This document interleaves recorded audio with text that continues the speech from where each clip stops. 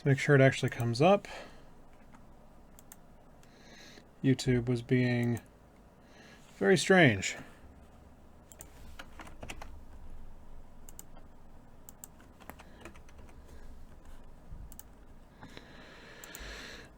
And the econ numbers, so we got cash liquidity.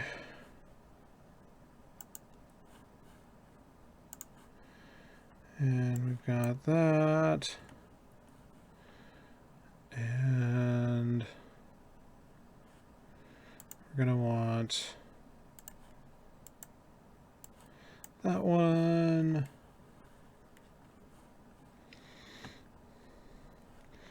And then one more straight from them. Oh, did I retweet myself? I don't think I retweeted myself. No, I did. I did. That one.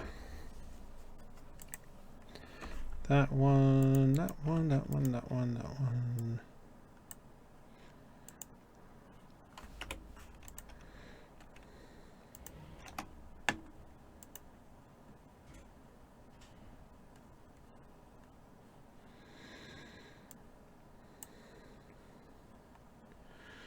Okay, and then take that one to the back, copy that, put it on here, and here, and here. We're using the wrong one here, which means I have to go back to whatever date that was. So today is 3/09. We need to go back to Feb something. That one?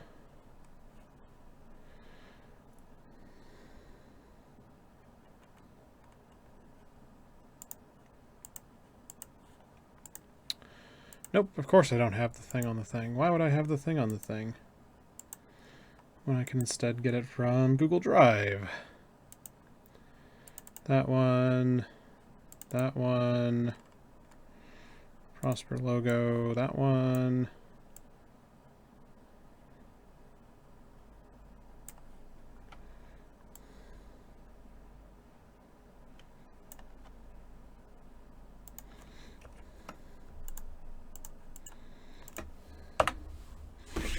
There we go. The right logos in the right places. Professional.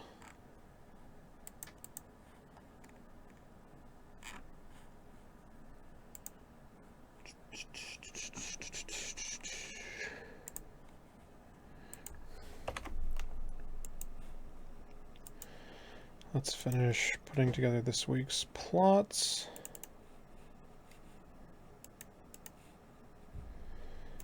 Trip.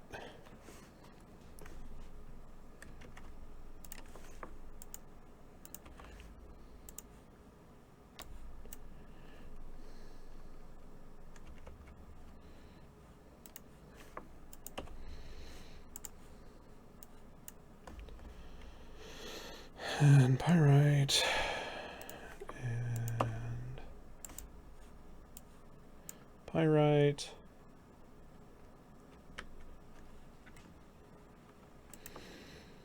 And Mexilon.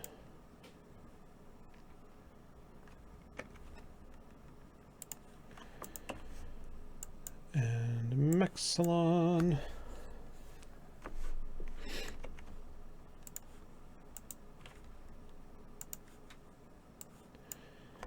Isogen.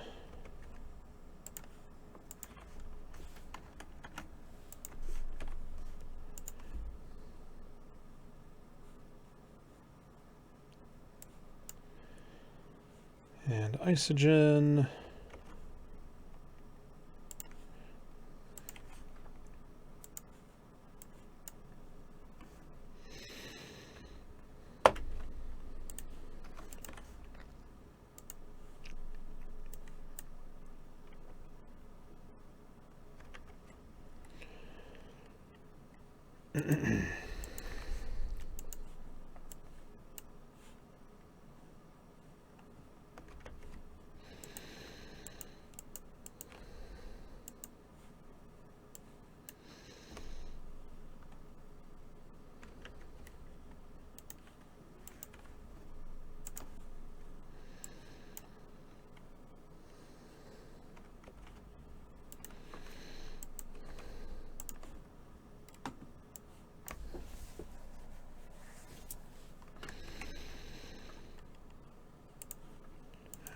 morphite,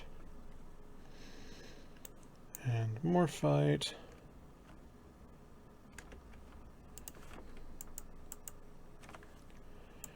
And morphite. And I still have that fuel block bug.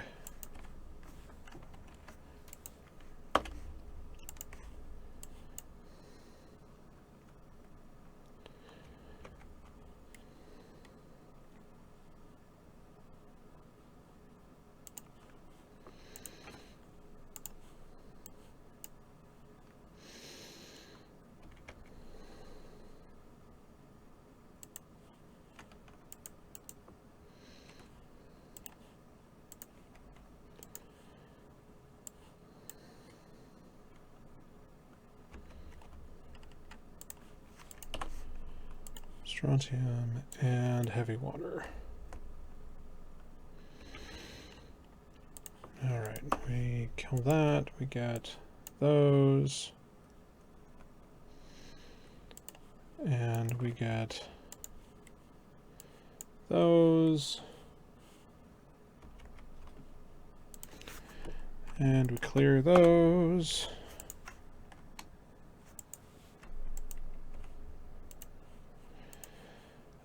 We can probably put the jump freighter plot in here. Oops. Jump freighter plot. Great. Kill that. Then Z-kill numbers.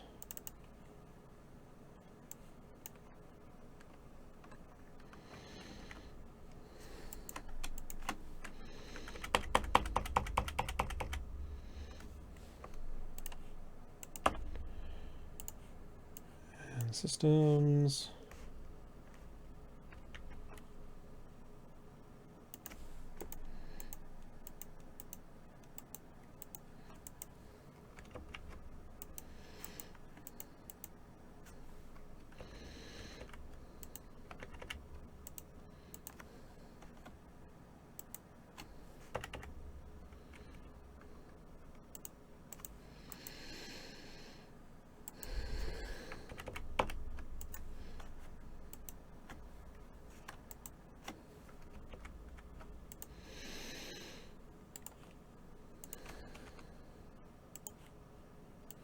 And then the regions.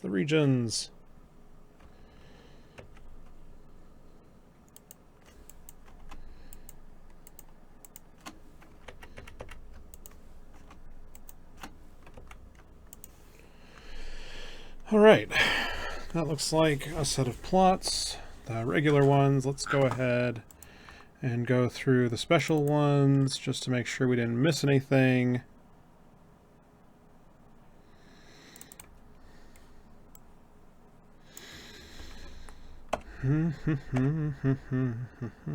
Bombers aren't showing anything. T3 cruisers are probably worth talking about.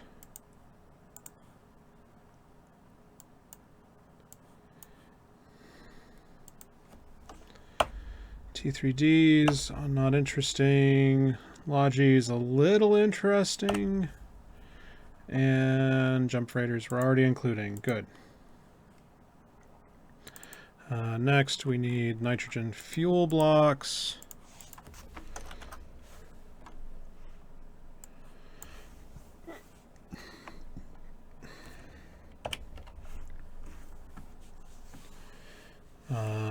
We also need to go through this, not that, this. Go through these. I want to look at moon goo.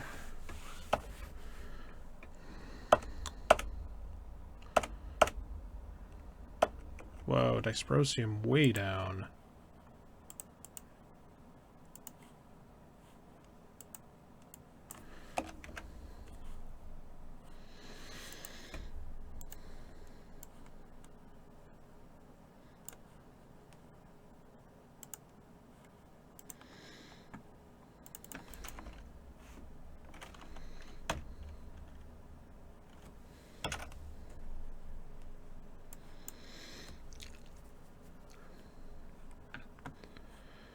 Dysprosium is through the floor. Mercury, neodymium is showing upward trends. Do we care?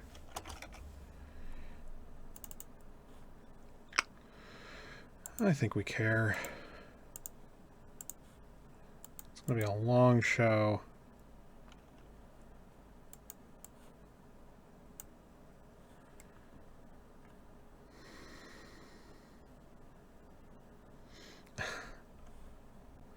Hook this week is the MER numbers and how I'm going to disagree with the way Plex is going.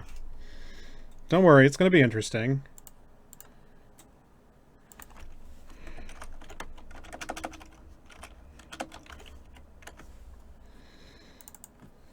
Stratios, Astero, Tengu, Rattlesnake, VNI was asked about but isn't moving. Macarial was interesting, is not anymore. Gila isn't interesting. Ishtar is crashing.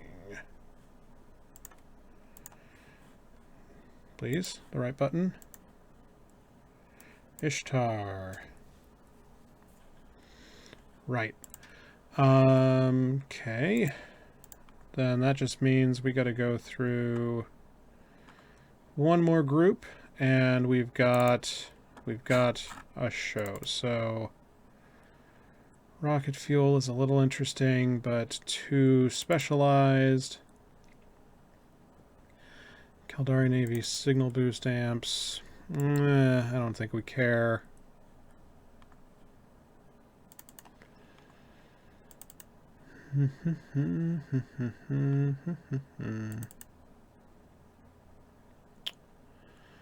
Water is down. It's a little interesting. Prototype.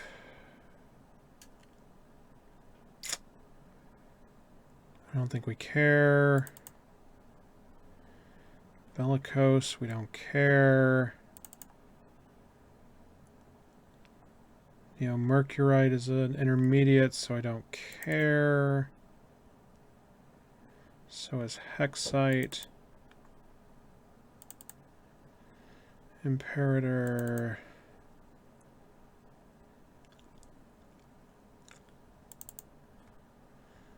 I don't think I care.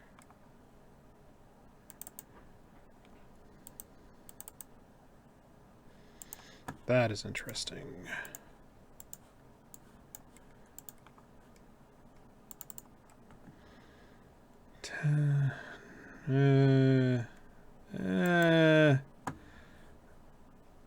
Do we care about hyperfluorite?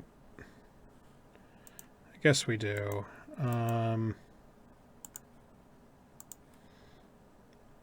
Hyperfluorite, now you're going to make me look it up because I don't remember what it goes into. Hyperfluorite.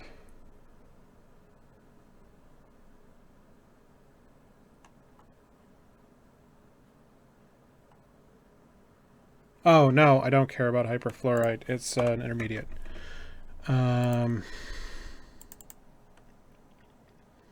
Pyrite is interesting, but we already have it.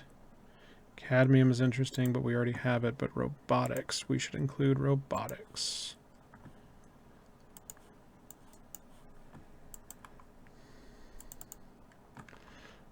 Nope.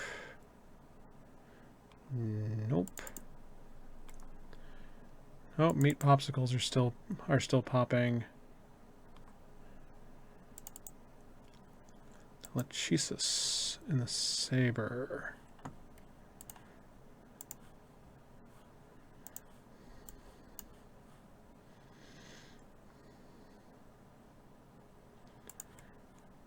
Those are both interesting enough.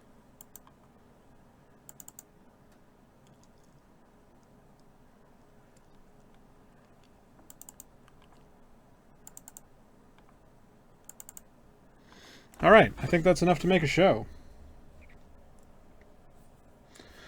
I disagree, Dirk. I've done it in the past, but I'll only include them if one of them goes nutso.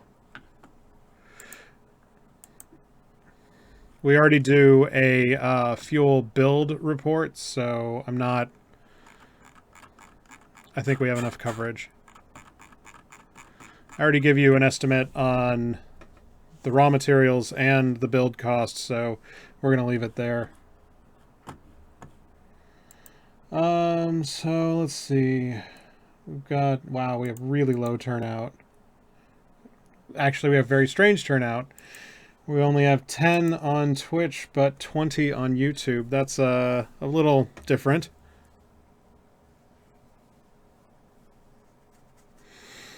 I don't think, you know, I got to give a minute per slide, essentially.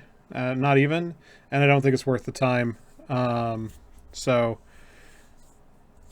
yeah, we should be live on everything. We're up on all the platforms. Show doesn't start till the top of the hour, so, yeah. It's really hard not to want to try and get 15 minutes of coding in on the little thing that's in the back, screwing in the back of my brain right now. I've got, I want to go produce a new feed for Eve Mogul, but I was going through the code base to do it, and I hate myself, so I'm trying to fix it. But if I can get it standing, I think you guys will really appreciate it. We've got I got to do a little bit of experimentation still on the data set to make sure that it's trustworthy enough. But I think I found a lightweight way for us to deliver forecasts to you on the fly. So you can go to Eve Mogul and get a forecast from Eve Prosper right there in the app. I still have a bunch of work to do. I have to basically rewrite the existing OHLC endpoint so it's testable, because testability is important. I need to get the rest of the debug research finished on the R stuff I was already doing. Basically, I want to figure out how to make it understand volume, so that I can hopefully pipe some extra data into it. And then, God, I hope DeLone Wolf's not streaming right now, because it's a terrible time of day for him.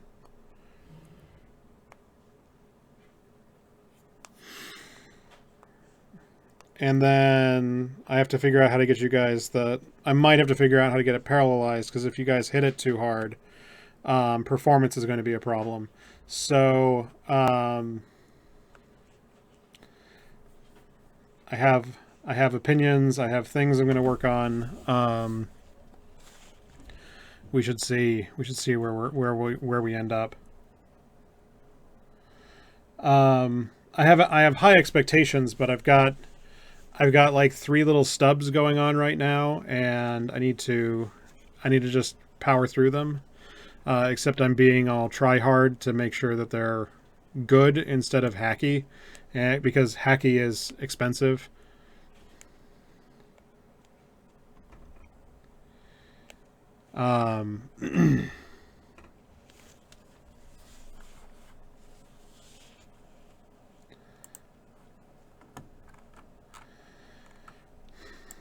Hopefully, like, it should go decently.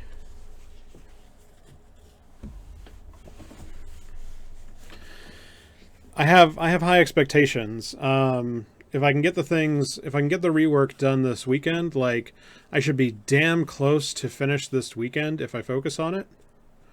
And that means we would have a more stable OHLC, which actually I'm the only one who cares about that. But the cache layer will be faster, so I guess that's a bonus. And And then what's the other thing? And then I should have most of the boilerplate ready for the prediction thing. But like I said, I have to do just a little bit more research. And if I can stop being in meetings for my entire life, I might be able to finish. I might be able to spend a lunch doing the last of the research I want to do. And then Jeronica turns that stuff around really fast. I'm always surprised. And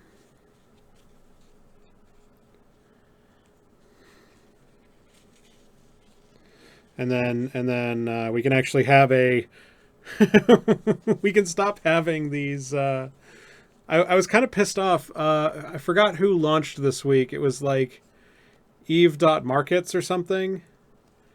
And I mean, it's cool and I appreciate what they're doing, but they think they're more skookum than they are, and asking for 150 million a month for a feature I don't get any sample of is kind of presumptuous. So I was just going to put them out of business with a free tool. Like a dick.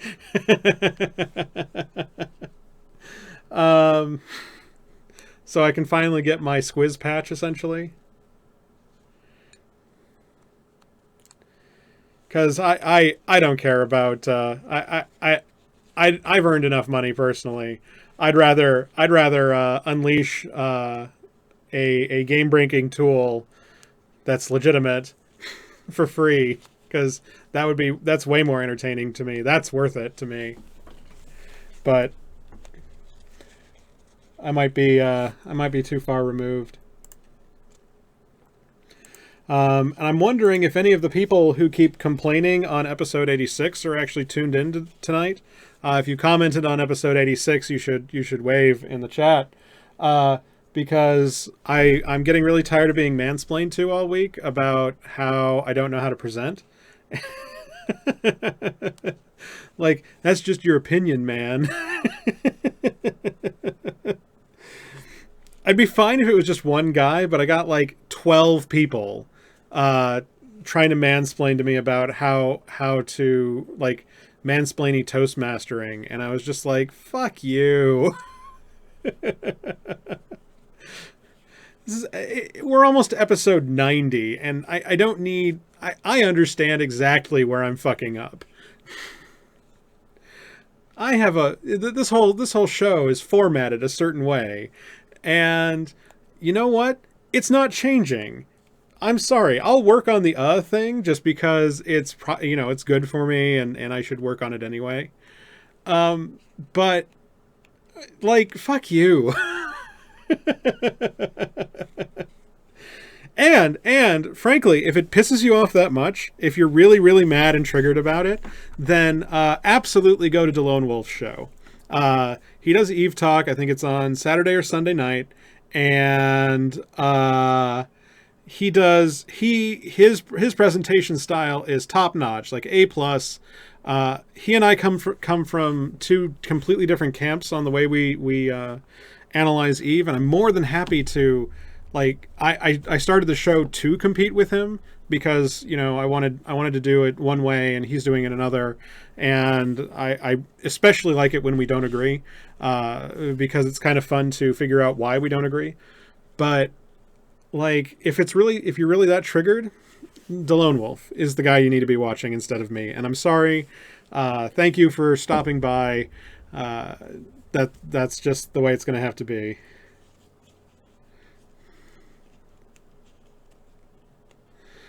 Yeah, and I understand that they want to help, but like, there are these 200, 300 word diatribes about how and why I'm supposed to become better.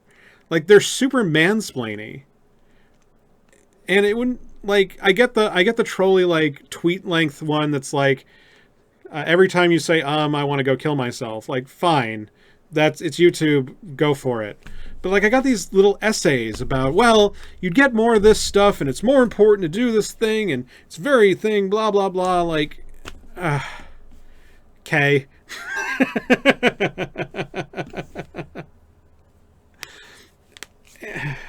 And I know I'm being an asshole, and I doubt many of the people are going to see it. I'm not even going to name names because that would be the super asshole thing to do.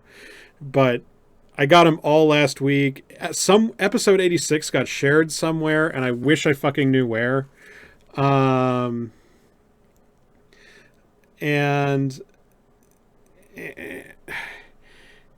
it like we're tapping into a couple of frustrations. Is one, I can't figure out why episode 86 has like 4 times the throughput of any other episode. I mean, I appreciate that we've basically added 200 subs to the YouTube channel. That's amazing, but I don't know why there's almost 4,000 hits on that show. And then 2, I don't know why there are so many of the same comment, like this weird miniature brigade thing. Like I'm ready for the go kill yourself comments. I'm ready for the I did what you told me to and I lost all my money. You're a complete fucking hack. So no, 86 isn't the Mur Rage. Mur Rage was something in like 84, I think is 84. And it's so strange. And so I'm frustrated that YouTube won't tell me where the people are even freaking coming from, because it thinks that it's more important to tell me where on the planet people are watching me rather than the actual reference link, which is fuck you, YouTube. So it's just that tiny little madness of why, what is going on? Explain to me. I thought I understood the internet, and I obviously don't. There's something wrong with my model.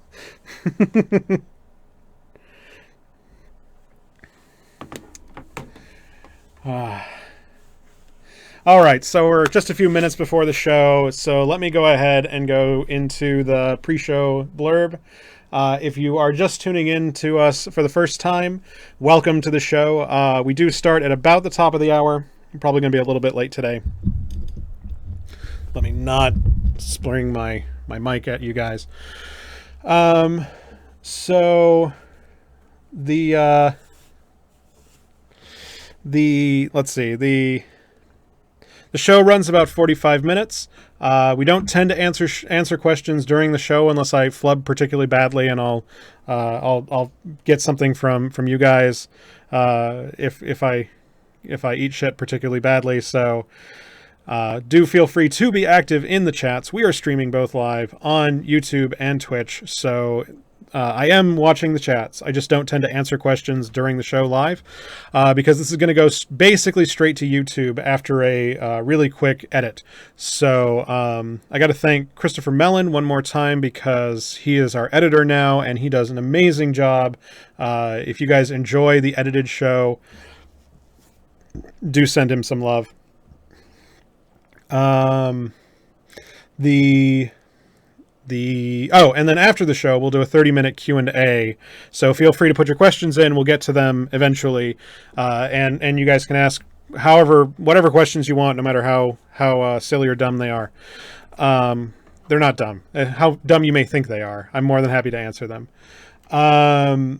If you're tuned in live now, do note that we are streaming on YouTube at 1080p in maximum quality. We are at a lower quality on Twitch. So we do simulcast to both. If you miss anything, we will be on YouTube ASAP. The live show does get caught in its entirety and uploaded automatically to YouTube. The plots are all generated in R, and sources to play along should be down in the doobly-doo below. The graphs are public. The data is not, and the data is not public because opening up MySQL databases to the world is terrifying. So that's the only reason. The show is run basically on Python. There's a whole background set of scripts. Again, if you want to see the open source, it is down there. And if you enjoy the show and you want to talk to me directly or interact with our little community we have going, do join our Discord. Again, links are in the doobly-doo below. So that is the very best place to get in touch with me. I am more than happy to talk with people in PMs or in group settings. That's the number one place to get me. You can email me in game, but I'm super slow to respond to those. I basically am an API warrior at this point. So, and then last, make sure that, and we're going to go over this once the show starts. Make sure that you do vote. It is important. CSM elections are open, and we do encourage everyone to vote. We will be talking about it again. Links, I should put links in the doobly-doo. I will remember to do that when we do the full upload. So, with that, it looks like the top of the hour here. Give me...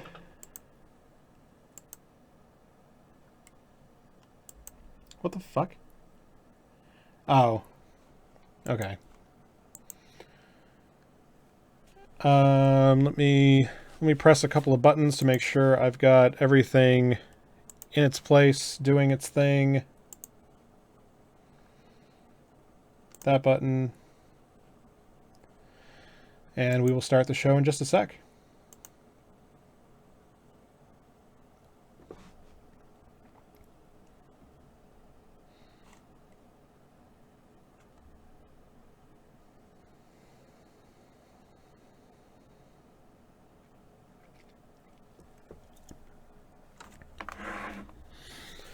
Good evening and welcome to the latest episode of the Eve Prosper Market Show. I'm your host Lockefox, and I'm here with all the market news and the very latest from the economic numbers just released this week. So without further ado, let's go ahead and get this show started.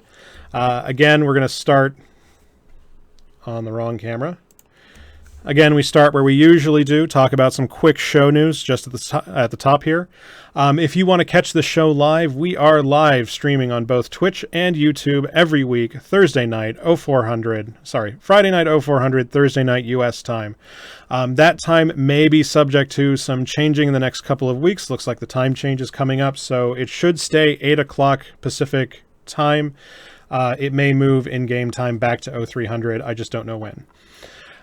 Next, I want to thank our editor, Christopher Mellon, who's doing an amazing job making sure that all of you guys who enjoy the show on YouTube, who don't catch the live show and just want the news, he has been doing the work of clipping down the show and getting it into a presentable state for you guys. So do thank him when you get a chance. Last, if you want to follow the show,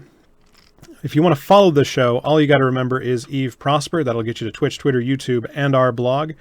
And do join our Discord. Links should be down in the doobly-doo below on how to join. We have quite a community there, and if you want to get in touch with me, that is the very best avenue to do so.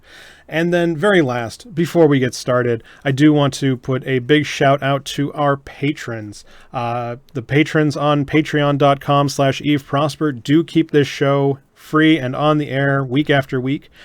We provide this ad-free, high-quality, data-driven, analytical review of EVE Online data, and it's really thanks to our patrons we stay on the air.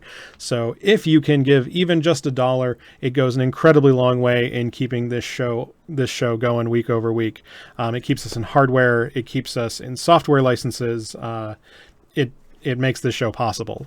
If you can't support us monetarily, I completely understand. That is no problem whatsoever. Do be sure to share our link around. I do want to see subscriber numbers go up and to the right like any good economic guy. So do get subscribed on Twitch, on YouTube, on Twitter, and catch the latest news and come join our community. So with that, let's go ahead and get right into the meat of the actual show. First, again, I want to open our show with our CSM picks. Voting did just open this week, so do not forget to vote.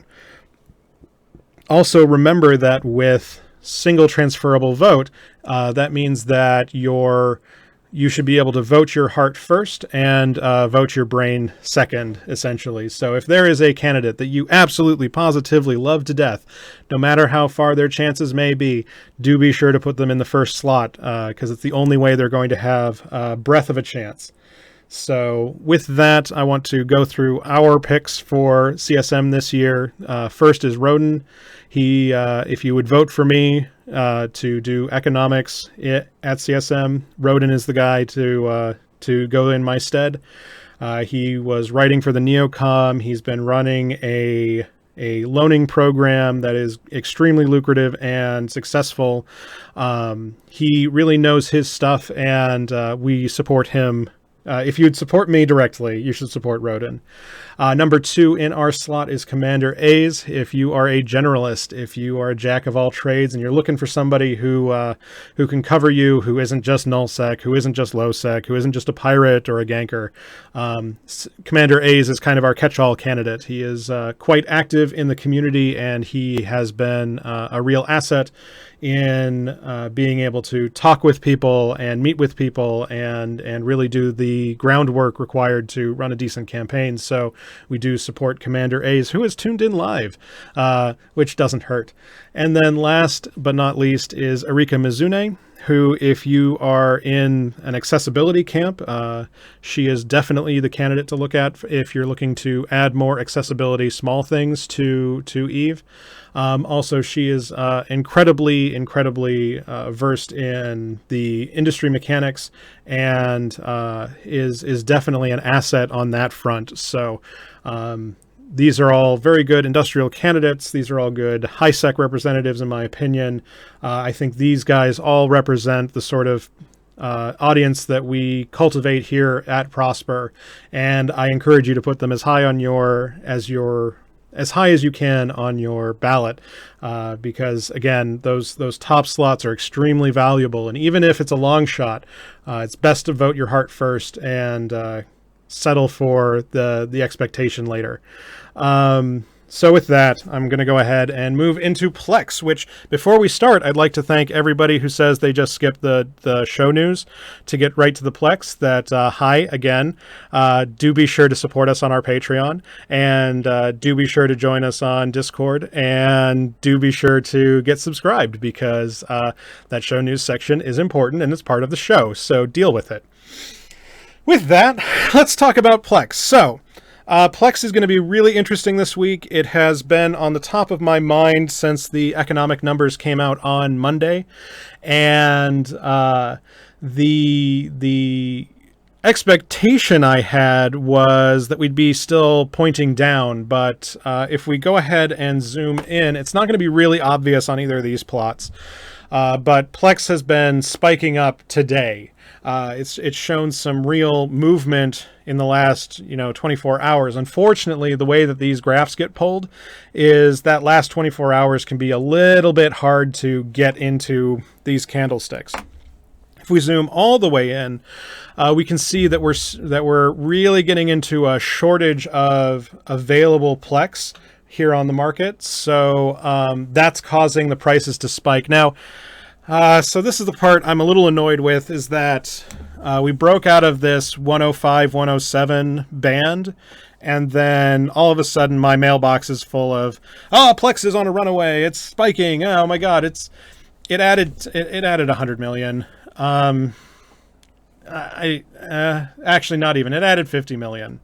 Like, we're making this big thing about just breaking out of these binds here. Again, if we zoom all the way out, we see that we still have a lot of room to go to get back into an interesting regime. So it's I get that it is, and I get that it's that we've been pretty dry on Plex news for the last couple of weeks. But like I said, what I think is driving this is that we're really starting to get into a shortage regime of not as many Plexes in the market, causing prices causing us not to have the stoppage to keep the prices down. So I have a hard time. So we're going to talk about Plex in a little bit more depth. when we get to the monthly economic numbers. But I have a really hard time getting on the ball and saying, well, you know, strap in, Plex is rising, because there's some really hard headwinds to fight against in the economic numbers, and I think this is a really fragile space to be in at the moment. So we will talk about this more. I pinky swear.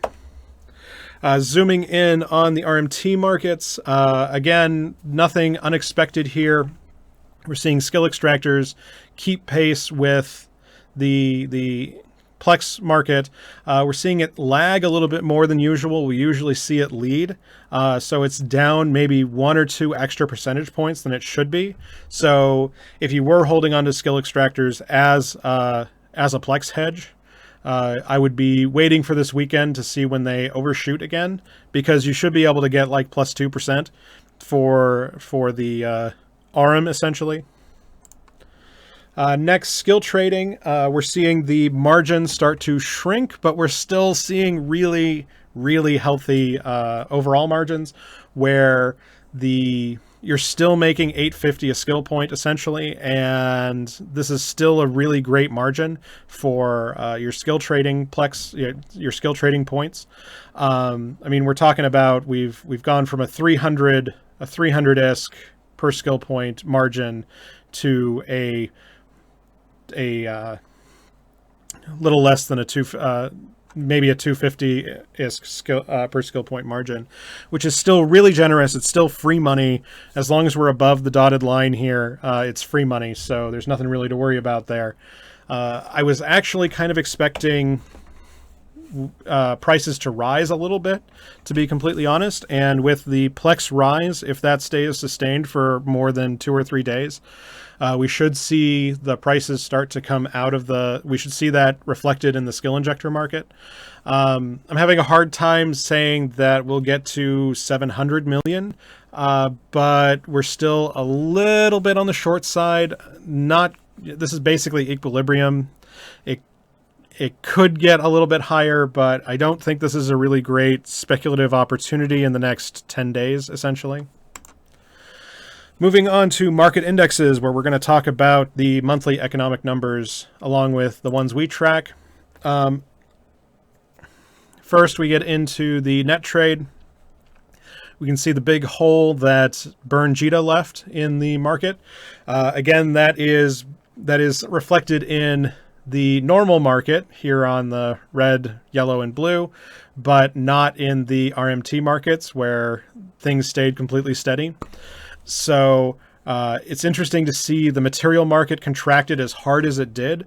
I really didn't expect that. Usually what we've seen in the past, as I said last week, we usually see that we have enough slack in the market to basically ride out a weekend of Burn Jita. A lot of people get their shit kicked in on, the first day or the second day, but then everybody just stays home for the weekend.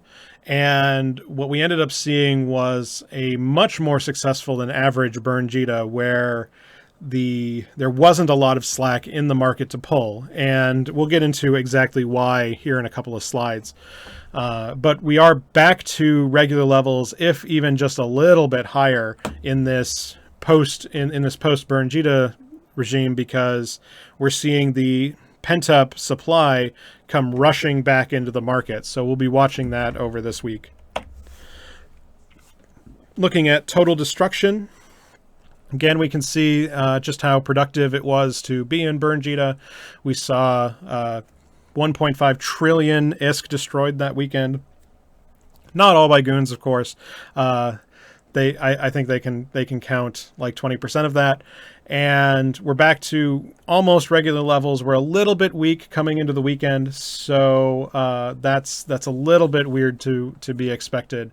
I was expecting this number to be just slightly higher, like 1 or 2% higher. So this is a little concerning going into March. But let's go ahead and start talking monthly economic numbers, because that's the thing I really want to talk about.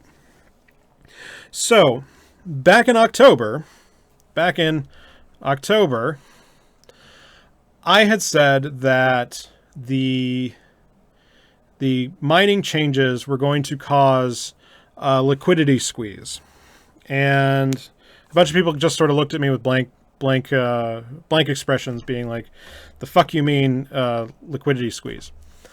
And the reason I said this was because if you're ratting, you are generating ISK. That is an ISK fountain. You might as well be printing ISK straight off the printer right into the economy.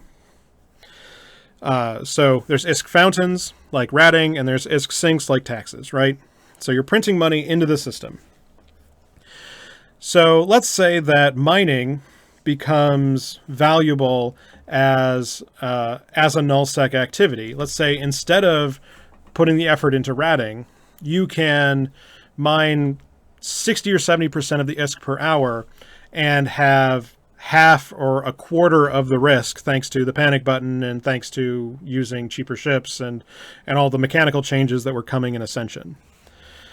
What that means is that now you've changed your income stream from a ISK printing operation to a ISK neutral operation where you are relying on someone else to have the cash on hand to pay you.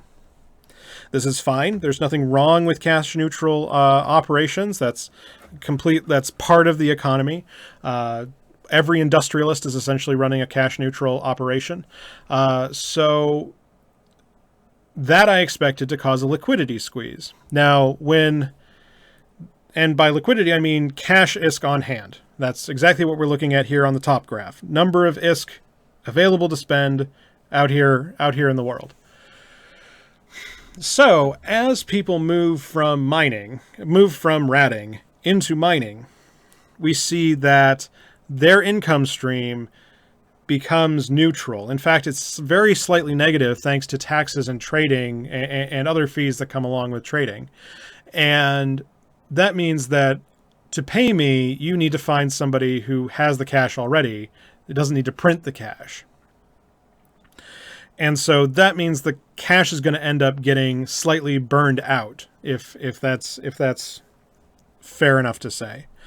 And I think we're finally starting to see that, where we were extremely strong in December and January when we couldn't get enough of the Rorqual drones to get people actually mining.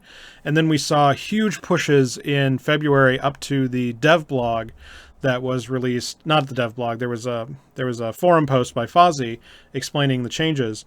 Up until there, we saw a just incredible number of Rorquals come online to continue mining. And that is fine, except if you're a high-sec miner, then that's really not fine. Your wages went through the toilet. But it means that you're not ratting, you're not generating cash for your time, you're generating material for your time. And we're starting to see that liquidity start to get squeezed. Now, I don't think we're anywhere in danger territory. I think we could fall down to the 900 trillion mark and still be perfectly fine. I don't think everyone would be happy with that. What is acceptable to players and what is acceptable for the economy to handle are two different things. I think there might be riots if we got down to 900 trillion in liquidity, but I think that there's still room to pull cash out of the system. And then the other part of the problem is that we're seeing extremely high ISK velocities, where we're seeing about 80% of the cash generated getting spent, which is, again, totally fine. This is a high tide rises all boats kind of thing. It puts a lot of activity into the market for trading, for industry, for all of the other economic operations. So that means that the engine's running very, very hot. But again, a hot system can go unstable the fastest, right? If we're seeing a lot of cash get printed into the game and we're not chewing it up fast enough, we could very quickly see this whole thing turn around. So if we go look at the total sinks and faucets, we see another record month for faucets coming out, especially on the backs of ratting. So people are still generating ratting income. we're just generating more material income instead. And the sinks are just where we expect them to be, so nothing huge there. And the activist delta last month was nothing too horrendous. I'm still wondering why the January numbers were as hot as they were. Like, that either means a lot of cancellations or a really big ban wave, and I really have a hard time figuring out which. And the production graphs are still again outstanding, and we can see really this. I'd like to think that this entire thing from December to February was basically was mostly building new Rorquals and supers thanks to the new mining numbers. And it looks like the mining drone bug might have been fixed finally, which is good. And we just see extreme efficiency in the mining fields. So again, we're seeing much more production than destruction. So we're going to start getting into a place where margins are going to start suffering. So all of you industrialists out there, this is unfortunately bad news, because you have a lot of productivity and a lot of material getting generated and not as much business of it going off the shelves. So it's going to be a hard time to be an industrialist, unfortunately. But I still think that we're in a perfectly acceptable economy as we look at it right now. And then last, to go back to Plex, I kind of want to zoom back out and talk about Plex. The problem I have is that, so the theory I've been working under for Plex for the last 6 months or more has been that Plex is the cash sponge. When we have extra cash in the system, it gets socked into Plex. Plex prices rise. When we need cash out of the system for wars or citadels or new markets come available, it gets squeezed out of Plex into those new markets. So this is sort of a inflation deflation. It's more of a capacitive sort of operation. And what I expect with how high the ISK velocities are and how we are seeing cash on hand start to drop, I have to say that looks like downward Plex momentum. Now, of course, that makes me wrong today. It makes me wrong here on this show right now, because the market's doing exactly the opposite. But we know that that's because of a local shortage, where there just aren't enough Plex on the market, and this might be a sign of not enough new dollars coming into the game, not enough new Plex being generated. I have a hard time saying that after CCP released that they've had the most successful year in their history this last year. Like, everyone there seems to be drinking champagne about how great Ascension has been. So I have a hard time believing that that's really going to stay around, but we might see things get a little rocky in the next 2 weeks as this supply shortage plays out. But I still got to say, until the numbers turn around, that down is the direction I expect. And actually, what really has me worried is that we would see people. Let me see if I can explain this. What we see is that we're in an ISK making regime right now. We're in a time where everybody is just making hay while the sun shines, putting that money away, building the ships, building their armies, building their stock reserves, and just making money hand over fist. And the problem is that if war breaks out, then we're sitting on a powder keg where the liquidity could really become a problem once the gears of war start turning. And I expect that to get fixed reasonably quickly. I expect Plex to come out of reserve and get pushed into the market, and I expect there to be plenty of cash to actually do the business that needs to be done.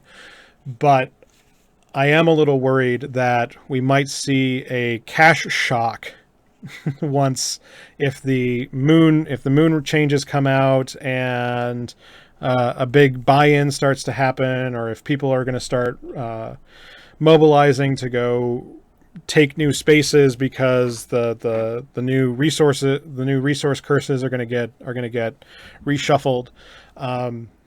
We're in a fragile spot where news could make the Plex market do some really funny things, and I have a really hard time predicting it, unfortunately. With that, let's go ahead and go on to minerals. I know I've spent 30 minutes so far, holy cow, talking about what I think of the monthly economic numbers. Let's start where we do, way at the bottom, down in titanium. Prices are steady at 4.0. So what I expected last week was through the weekend to see a more pronounced dip in prices as more material came in once the space lanes were open. We're still seeing quite a bit of shortage where if you're watching particularly closely, we might get up to 4.5 and a quick spike, given how much material is leaving the market at the moment. It's a risky bet. And I don't think that novice traders should be jumping into the titanium market, because that is a big market that you need some really high skills to really play in. But I'm sort of expecting this weekend to see freighters coming to market. They may have been staying home last week about the sort of expecting Bernjita to keep going. The news has been kind of flaky on, are they fighting? Are they not going to fight? What's going on? Also, do keep in mind, that Alone IQ is pointing out in the Twitch chat that we should be seeing the March patch come out and Rourke yields will be nerfed. So technically you should think that means an up in mineral prices, but I think that we are in such a saturation point of minerals that it will take a few weeks for those nerfs to actually wash through the system. So we'll keep an eye on it. I could be totally wrong. Again, I was wrong about how much slack was in the system. It's just that minerals are heavy, and I still expect a lot of Rourkes doing their work. So we'll see. Pyrite was in the dumps last week, is now up at 6.0. Again, similar story, but we're seeing a big surge in supply, which means that I think we'll be at 5.5 over the weekend. This one's actually not a bad one to stockpile on. If you were a industrialist, I would be putting in some opportunistic buy orders in the 5.5 region, looking to snatch up some cheap pyrite as we may crash through a floor coming into the weekend. Something in a 5.5, 5.4. We should be back to 6.0 we might be to 6.0, 6.5 once the patch hits. So I think this is in a pretty decent spot to do a little bit of speculation. I wouldn't put a ton of money on it. It's a risky thing. Again, the low end minerals require you to have maxed out skills to avoid taxes. It's really easy to lose your lunch on the fees here. But I think that playing a 5.5 and buying it at a 5.5 and looking to sell at a 6.5 is definitely not a bad play, especially if you're going to go use it to build things. Stocking up a couple extra units of cheap pyrite could basically just give you a little extra amp on your margin next week. Mexilon is, again, our darling. It was down to 70 last week and up to 75 this week. Did exactly the opposite thing I expected. And we can see exactly why. Where supplies were going up, I expected them to keep going up. And instead, we saw big buyouts instead. This is really the high-sec mineral. If you guys can mine it, it's really the best thing to be mining as a high-secker. But the prices are extremely high right now, and actually we're in such a shortage at the moment that we could see it pop over 85. If you're not already in the market, I have a hard time telling you to jump in now. It's probably a little bit too late. But if you are holding it and you're watching the show right now into the weekend, getting out at 80, getting out at 85 are some pretty decent margins given the circumstances. I would watch this really carefully. We're in a spot where it could really rubber band hard and do a double dip here. So there's definitely risk here. It's a risky bet. But if you're already in and you've got in at the 70 or under 70 and you can sell at 80 or more, like, take that money and run, man. It's a good sell. I expect this to be back up again after the patch as well, but I don't know if we'll be back up at 85. Like, I can tell you 75 should be fine, but 85 is a really hard number to hit from where we're standing right now. We're basically just praying for the market to be bought out. Jump in when things get voided out, make a bunch of extra money, and then get out before the rest of the supply chain gets there. So, like, you have 12 hours essentially from this show. So sorry, Europeans. Next, Isogen. I'm eating a little bit of crow on that I keep expecting it to go down, and it was going down, and then it popped back up thanks to Burn Jita, and now it's going down again. We can see the supply is a little bit lean, so I don't know if we'll go all the way back down to 45. But again, I still think Isogen's a loser. I have a really hard time jumping on this one because it's problematic. There's still a lot. It's still a very easy mineral to supply, and it just isn't demanded in the same amount that it's supplied. So it's hard to have a really positive opinion about more Isogen. Next, Noxium was down to 300. Now it's back up to 320. This looks really dramatic, but again, it's only 20-esque. Supplies are a little bit short, so we're in a spot where we could see some positive action this weekend, but there's also not a lot of room to play the buy orders at the moment, because if you could sneak in like a 299, I would be buying in, but like, this is going to go up to 310, and then we're probably going to jump up to 340, something in that range over the weekend. And yeah, I would love to jump in on this, but there's just not the space here on the buy orders to really justify jumping in. Zydrene, long-time fans of the show will know how much I hate Zydrene. So we saw it down, and now it's even up more than expected. I think this price spike does not go along with the fact that there is just so much in supply at the moment. Again, we should expect supplies to back off slightly thanks to the Rourke change, but the changes that are coming down the pipe still expect to see wormholes generating a lot of this stuff for ISK per hour. I still expect to see Rourke's getting the chance to mine a lot of this stuff, even with the range changes. I don't think the range changes are coming this month. And it's still really easy to generate a lot of Zydrene for not a lot of effort. And so I think we'll stay at 1K. We might be able to sneak up to 1.1.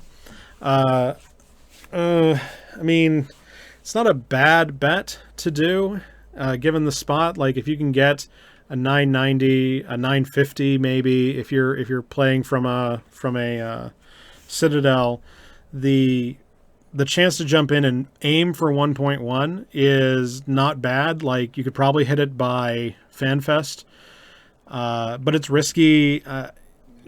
It's not a terrible play. I hate Zydrene, so that might be my overriding factor here. Next, Megasites, similar story to Zydrene. These two tend to move directly together. Again, we were up and now it's down. We can see this is actually driving a little more like we expect thanks to the proposed changes. Supplies are tapering off slightly. Again, putting us, if supplies really take a dive on patch day, we might be able to see a 1.5. But again, that's a much harder target to hit than the one on Zydrene. I think that the chance to get there on Zydrene is much higher than it is on Megasite. And I still think that we will be oversupplied in Megasite, even with the nerf to yields that's coming out. And then last, Morphite. I expected this one a little bit different. We are seeing a supply glut, so I'd be watching for a sub 9K buy order, maybe an 8.5 if you're particularly ballsy. Looks like we're going to be supplied over 10 million units, which means the price should come down pretty decently. Again, longtime fans will know that this is a personal favorite place to invest for me, because we tend to see it below 10K as a chance to buy and above 10K as a chance to sell. My one worry is that I have a hard time balancing exactly how much I hold. It's very easy for me to hold way more Morphite than is really healthy, and be sitting here waiting like, come on, go to war. Go to war. I need you to go to war so I can get paid. So this one takes a lot more patience than I usually have. But a chance to buy in this weekend is, I think, coming up. Again, something in a sub 9 is where I'd put my buy order and just trickle in a few units that you can get on an opportunistic buy order. Next, fuel. Moving on to fuel. Still have this bug because I suck and I haven't figured out how to fix it yet. We're still seeing the same spread we've been seeing week over week. Galente ice is staying steady. Caldari ice is staying steady. We're seeing falls in the Minmatar and Amar fuels. Again, no big deal. Not a lot to talk about here. The fuel block, again, ignore this last bit, is much more interesting. We saw a buyout on the nitrogen fuel blocks going into the weekend. So this one is particularly weird. I have opinions about the fuel block costs and where we're going in the next, up until FanFest.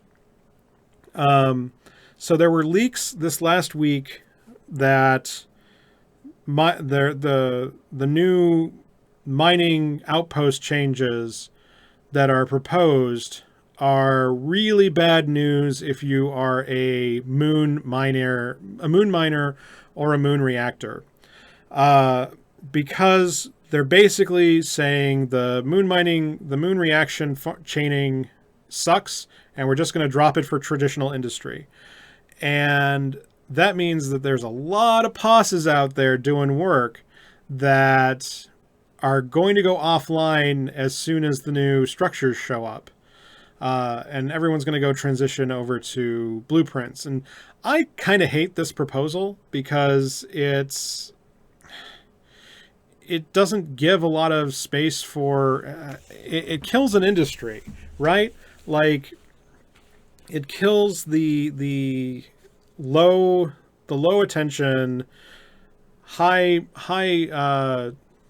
tool investment, which again is another piece of Eve mechanics that I love and just CCP seems to hate, is the expensive industry equipment, ECs notwithstanding. And to have that go away without a replacement, without some other sort of space chemi mechanic, kind of pisses me off. And it means that we see a huge chunk of the fuel load just evaporate if that change comes out as is, no changes. Again, it's just rumor mill right now. It was, a fake out on the RSS feeds, so this could be Trump care all over again, where JK, we didn't mean it that time, we totally mean it this time, kind of thing. But I'm not liking the changes that I've heard so far. It's still not looking like we're changing the resource curse in any way, so it doesn't look like it's going to be a real conflict driver. I'm pretty disappointed in the leaks I've been seeing. So we're going to keep an eye on this. If you are speculating in fuel blocks, I would get out of it. In a case like this, you have a 50-50 chance of making a killing or getting killed. And frankly, we're going to you gotta balance out pain at like a 4x factor compared to pleasure. So I think that the pain factor on this is just so high that the I would jump out of fuel blocks given the headwinds. I think it's going to be tempting to keep producing while the sun is up. Like right now, there's actually some really great production margin we're seeing. We're finally seeing production margin return after it's been so crappy for the last while. Looks like a lot of producers may have gone quiet over the Bernjita thing, but like, I think this is a trap. Go ahead and jump in this week and next, but as soon as that dev blog comes out, I think this is going down through the floor. And you're going to be holding, I would run this super lean. Basically, take whatever fuel blocks you produce that day, sell them in Jita, put in the next load, sell that load, and try your damnedest not to have an ounce of oversupply, and turn it around as fast as you possibly can so that when the bottom drops out, you're not holding anything, and you just get to enjoy all of the fruits and none of the pain. Zooming in again, we see nitrogen fuel blocks. Again, we saw the market basically get bought out, causing this spike here. And we're seeing supplies come reaching back up. This should drive the prices down. Not that my scales are completely fucked up. Strontium is next. This is our canary in the coal mine for SOV warfare. Nothing much to say. We keep seeing supplies rise thanks to Rorqual's ice mining. So nothing really to see here. I wouldn't even buy in yet. It's tempting here to maybe put something in a sub 7 buy order, but unless you really need Stront, I wouldn't be buying it. And then heavy water, we were seeing, so this is the one we're seeing the biggest turnaround on thanks to the dev blog, not the dev blog, the forum post, is that boosting looks like it's turning around. The supply buyout basically stopped, and now we're seeing material stacking up. So I think we're going to see heavy water take a dive in the next short while. Next, outliers. Let's talk about outliers. Start where we usually do in the advanced materials coming off of moons. So as Commander A's pointed out last week, we've been seeing a lot of action in the R16s. Which I don't directly track because they get fuzzy. But we're also seeing some promising signs in neodymium and a big drop in dysprosium. So these are the ones I'm personally watching going into the proposed changes because, again, it kind of looks like we're going to... It's hard to believe that we'd be seeing less of these materials hitting the market, even though I think we could cut 25% out and not hurt. But we are seeing a lot of instability in the Tech 2 supply market, where ferrogel is on the rise, and I think this is going to pop actually really soon. Fermionic condensates could also be falling. Nanotransistors was going up, and I think it has some more room to grow given signals in neodymium. Nonlinear metamaterials are up. Those are for Amar ships, which is weird because I didn't see anything particularly Amar in my passover of the things, so not sure what that's going on. And otherwise, things are staying relatively where we expect them. I kind of expect the middle to go up a little bit here in hypersynaptic fibers is a buying opportunity if you're, again, risky. And I think the highs are going to come down from where they are. So if you're holding ferrogel and fermionic condensates, you might be able to buy more ferrogel, but I think those two are going down in the next 2 weeks. Again, dysprosium, we're seeing a big glut of supply. This could be a dump after somebody's switching moons, essentially, where a group rolls in, they take a few moons, and whoever was holding it dumps the supply overflow they had. This looks regular, in my opinion, so the the prices are way down at the moment. I think that you could buy into dysprosium, but going into this uncertain space, I would be really hard pressed to want to jump on this train. Neodymium, we're seeing a supply shortage where it looks like some supply was cut out or bought out, and prices are rising. I think we're going to top out at 22, 23K, so I don't think there's a lot to say here. But expect that to jump up through nanotransistors, and I want to say hypersynaptic fibers, but I'm probably wrong. Next, PI4. This, I think, is your best place to be betting on the drilling platforms. We saw most of them pointing down the last couple of weeks, and I told you guys to go buy them. And it looks like people are finally taking that advice. Nanofactories have turned around. Broadcast nodes have turned around. I think this weekend's your last chance to lock it in and look really smart. And if you're going to make your bets, I would make them now, because as soon as the drilling platform dev blogs start coming out, I think this market's going to get a lot more interesting. I don't think you're going to make just gobs of cash like Citadel, but I think you'll make enough to justify holding this stuff for 8 to 12 weeks. All right, moving out of those markets, let's talk about robotics, which has been on an absolute tear the last few weeks. Again, I'm going to blame this on the extremely productive Goon reaction farming. They have been hard and fast at getting reaction farms going, and they've been really driving the Caldari fuel consumption lately. And I think that robotics has had a hard time keeping up, given what's going on. It's peaking out at the moment, so if you're not already in robotics, I would not be changing your planets to go do it. I just find it interesting that we've added 20% to the price in the last 2 weeks, and only now did it trigger my analysis, so we'll see.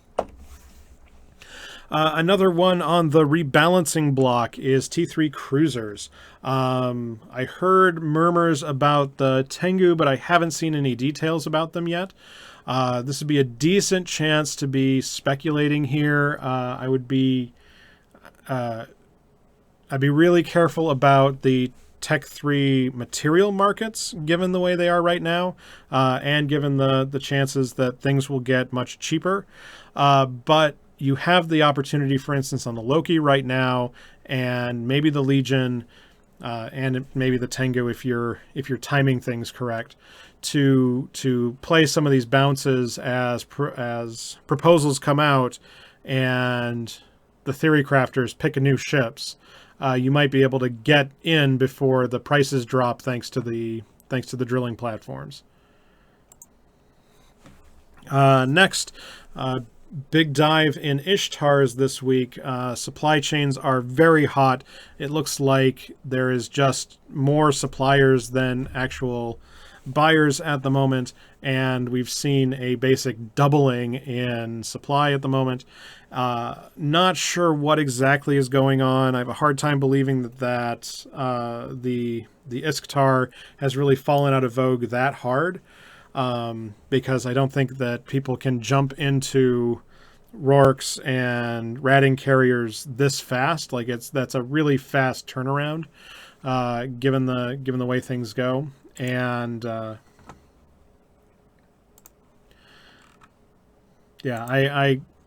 wondering why there's just so much extra supply, because it just looks like the demand has stopped, and we're not seeing any indications that Strontium leading a deployment. So it's not like a bunch of people went home and just stopped ratting. So this is weird, given the circumstances. Moving on to rigs at the moment, medium Trimark armor pump 2s here have almost doubled in price. Not exactly sure what's going on specifically.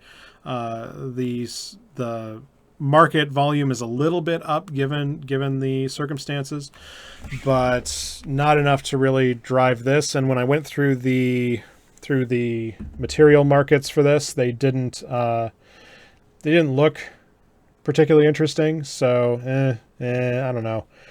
If you can jump on them, I'd be selling, but I kind of expect this bubble to pop over the weekend, or it may have already done so before I got on the air.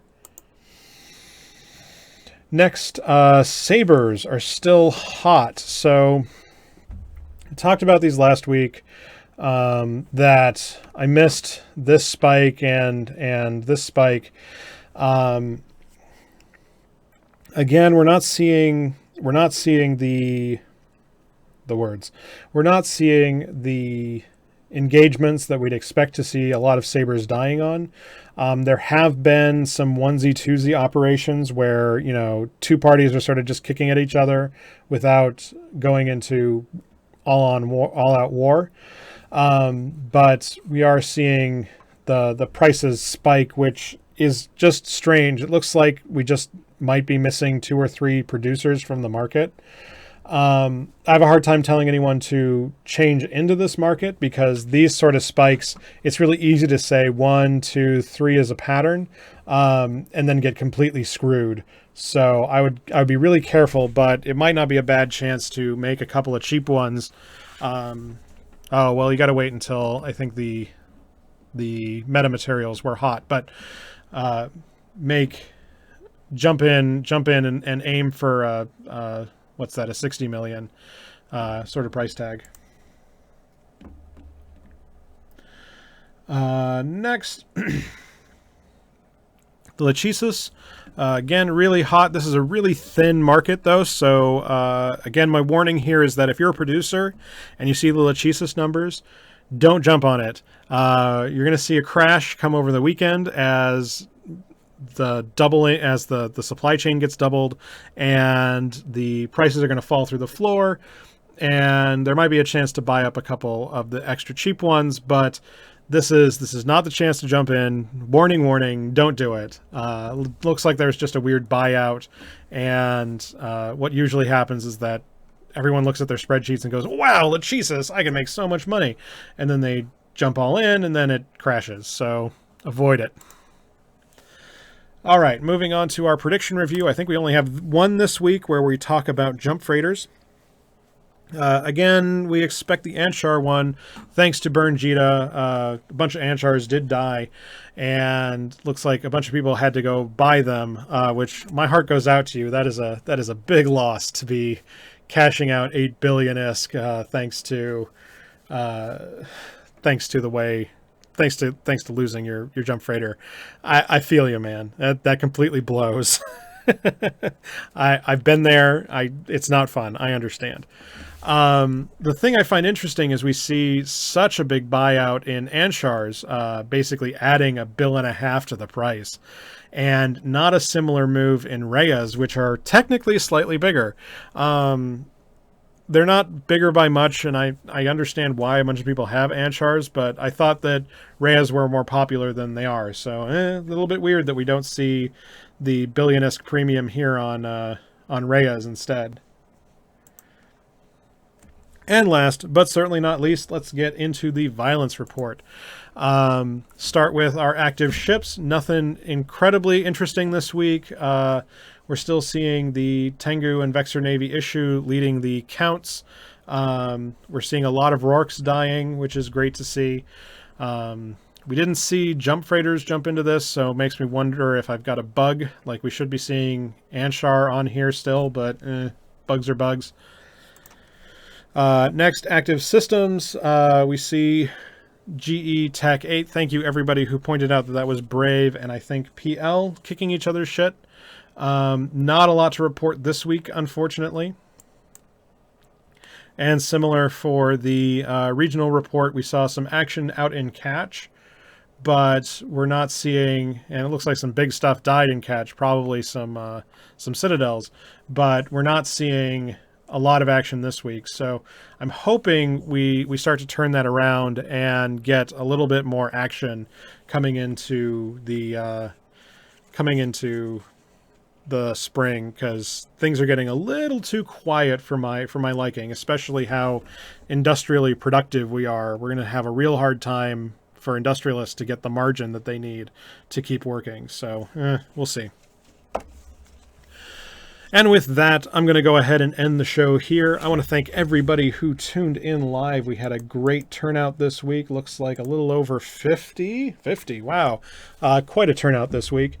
If you want to tune in live, you can do so on both YouTube and Twitch at 0400 Friday nights and Eve, Thursday night US time. We are here every week. If you want to get in touch with us, the very best way to do so is join our Discord. Link should be down in the doobly-doo below. And if you want to support us, if you enjoy what we do, what this show does, giving data-centered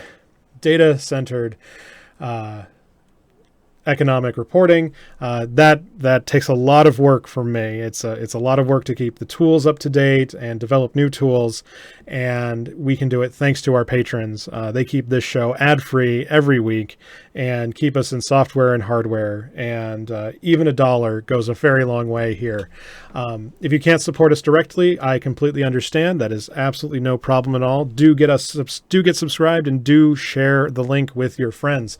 Like every good industrialist, I like seeing numbers going up and to the right.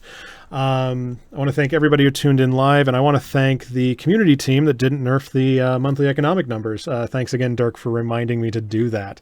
Also, if you're tuned in on YouTube, do thank Christopher Mellon for the edit, because he has been doing some amazing work. It's been great to have the help getting the show produced in a high quality for you guys every week. With that, I'm going to go end the show here. I have been your host, Lockefox. This has been the Eve Prosper Market Show. We will be back next week with more market news, and see you guys on the next show.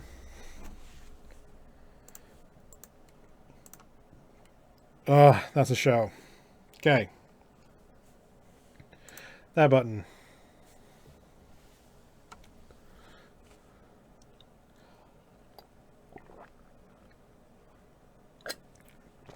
Dirk, I just don't think I'm interesting enough to do drunk casting. If I actually traded, if I had the time to do trading, I would absolutely do drunk speculation, but like, God, you'd have to get me pretty high to not remember what I bought, and then get stuck with what the hell is this and why is it out in this space? I don't even remember what happened. Maybe I'll ask Mr. Strats to do that.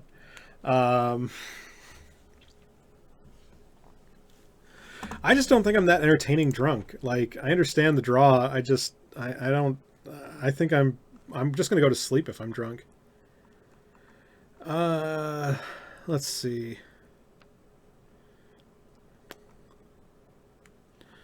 Let's go through the notes. Make sure I don't miss any questions. Do feel free to ask questions. This is the question and answer section, where I explain what things are going on.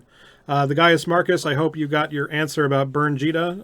Goonswarm goes in and tries to blow up every freighter going into Jita for the lulls, and that really fucked up the market last week. They try to make it a surprise so that they can kill as many things as they possibly can, but the news travels faster than you'd think. Let's see. Alone IQ. We were talking about Mexilon and stuff. Story time. How did I lose a jump freighter? I didn't lose a jump freighter. I lost a traditional freighter. Let me get through the YouTube comments, and then we will talk about the freighter I lost. Dirk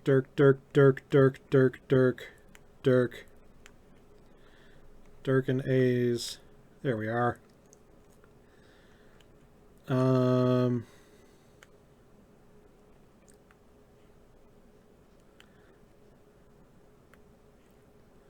Thank you, Carrie Killingsworth, for the endorsement. I really do think that people should also watch The Lone Wolf, because when we disagree, I think it's interesting and important. He does a good show, and he's much more professional than I am. And he will be doing this for long after I completely burn out.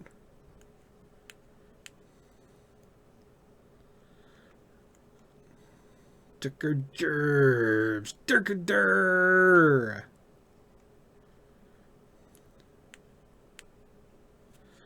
Let's see. So Dirk was mentioning that it's March and we haven't seen a dev blog about the drilling platforms. I mean, we should still expect a big expansion in the end of May, start of June timeframe, in my opinion. But we might be seeing CCP holding the cards a little closer to their chest, because I know last year's FanFest, people were disappointed that it was like, why go to the keynote? They didn't really say anything. So that might be part of it. Also, again, it might just be Republicare and awful, and they don't want everybody to see it yet.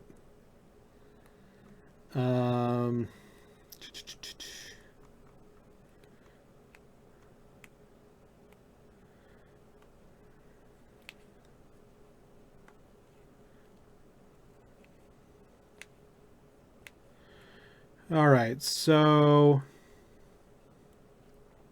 let's go answer loud noises. How did I lose a freighter question? So way back, and you can go find it on zKillboard. It's still there. I would do industry during the week, and then we'd go low sec pirating during the weekends. And so I'm going, you know, I'm about to go do the Monday afternoon, whatever, trip to Jeddah. And of course I'm flying gate to gate, but all of a sudden I noticed the nebulas aren't the right color. And it turns out I left my autopilot route setting to low sec. And I got blown up to pirates that were just next door. They were like our rivals at the time, so it was super embarrassing.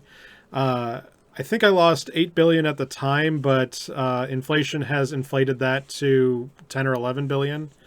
And ask any of my old Aderon bros, and they'll just laugh and laugh and laugh and laugh about it. I'd like to note that we did not miss a single payment to the corp working on stuff. So, despite the fact that we lost so much, we still were able to keep the industry machine running and just had that much liquidity and productivity in the system to absorb that kind of loss. So I'm proud of that, at least. But man, it is an experience to lose something that big that stupidly. I also almost lost a jump freighter when my outgate was wrong. Thankfully, the system was like 100 AU across. And so while I'm warping and going shit, I'm logging in a Sino alt. I'm getting him out in space and getting him in the thing, and like just letting the Sino as I come out of warp and disappear off the wrong gate. That was embarrassing, but I didn't lose the freighter that time.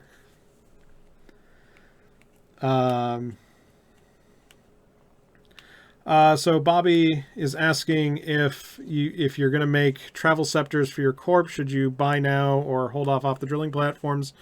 So the thing I would do right now is just buy enough to keep doing the work that you need to do. Try to run a lean machine. Do not stockpile is essentially my advice at the moment. Run it basically at batch size with no extra supply, so that you don't end up holding the bag when the prices fall. I think that you can really limit your risk, and you're really not at risk to lose a lot of margin as long as you're doing regular old industry. You're probably even going to break even once the prices crash. So I would not let this stop you, because it could be anywhere from eight weeks plus before we actually see the news, and I'd hate to just sit on your hands for that long in the hopes that you won't lose the money. Like you'll make way more than you'll ever lose in the meantime is my advice there. Let's see.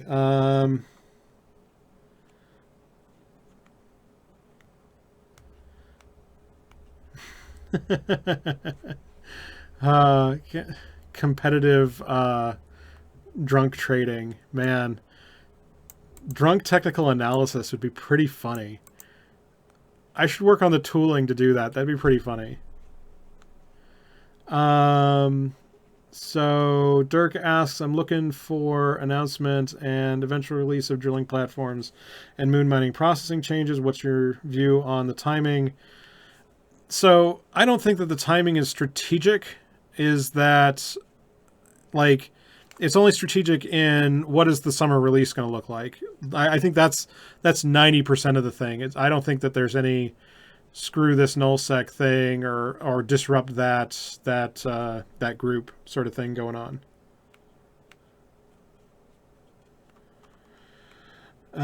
Let's see.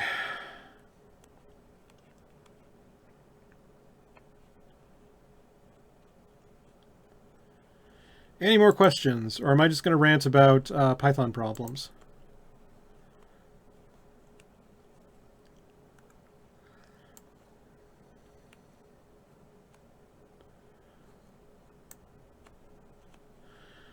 So Loud Noises built himself a bowhead to get incursion ships moved.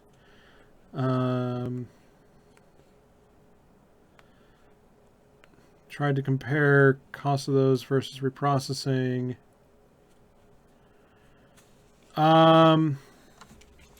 So Loud Noises is asking when you're doing capital production, and you want to be buying up compressed raw ore.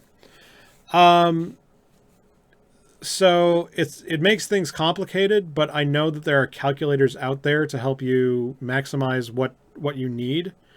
I should go see. I have notes about it somewhere about what we expect to see, like what sort of mix when you're building caps, like 5 of this to 2 of those to 1 of those kind of things. I have seen the calculation done. And I mean, you're still going to end up with extras, but as long as you're paying less than 1% in extras, I think that that's a win. Especially on a 2 billion-esque bowhead, or 1.5 billion-esque bowhead. If you spend 50 extra million on extra materials that just fall out the other end, I think that's completely acceptable. Kiri2 is asking about what I think of the nerf of the Rourke nerf, and I've talked about that during the show. But I like the changes proposed. I think that the yield changes are getting blown out of proportion for what the actual reality of it is. I think they're just making the engagement curve a little less broken. I'm really excited to see the shape of the ore fields change. I think that's going to be really the best piece of this change to make it so that solo Rourke mining isn't as ridiculously OP, and instead we see more mining fleets getting a boost, so that there's a bigger range of who's getting paid the best for, what's the optimal way to mine, and there's a little bit of play between do it solo or get a fleet together sort of thing going on.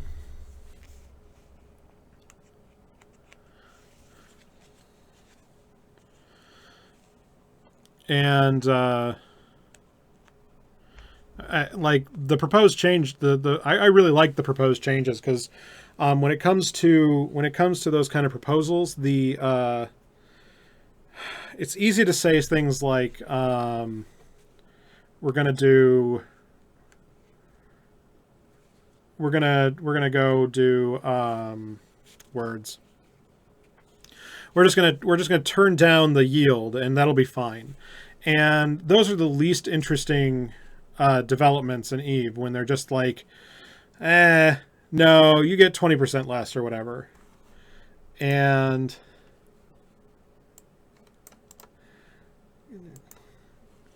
when they change the mechanics to require more thinking, to be like, oh, well, maybe I need to do this, or maybe I need to have 3 extra people there or something like that. Those are the sort of changes I think are a lot more interesting. I think the genie's already out of the... I think the horses are out of the stable as far as Rourke mining and cheap materials. I think that any sort of run back in mineral prices are going to run right back into the ditch 4 weeks after they rise. Is it basically going to be like, oh, well, now it's this. All the people who who are just trying to get cheap money, they're getting out of it. But the guys who are going to do it anyway are going to get these fire sale Rorks. They're going to double their fleets for half the price, and they're going to go back into over mining, and we're going to see prices go back down again. So I still think that we're in a regime of way too productive mining for the amount of PvP going on. And I worry, well, I mean, I'm not worried. I'd really love to see it, that we're going to see the next war be just super caps online, the way that things have been coming out of those new ECs. Let's see. Bobby Desmarias is asking good tools to use for someone new to industry. ISK per hour is the tool you should be looking up. It's really good if you are onesie twosie sort of character thing. I don't love it when you have to do big industry operations on like a corporate level, but for the solo industrialist, I think it's the best thing to just pull out of the tool belt right there.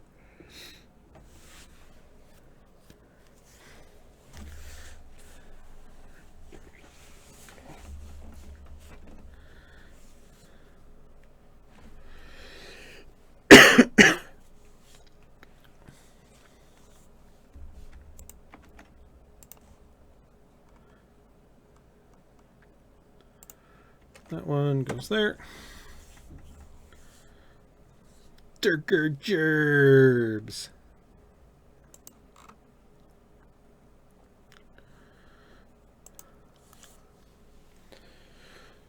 Let's see, I think we got about 15 more minutes before I got to get off the air.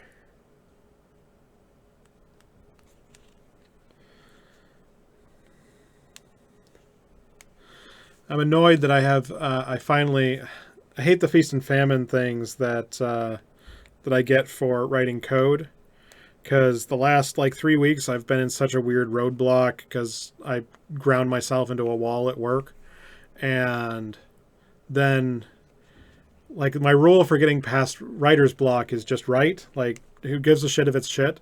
Writing something is infinitely better than writing nothing. And now that I've got the juices flowing again, I've got so many things going on. Like I've got to finish the profit investigation to see if I can get the volume stats into the calculation.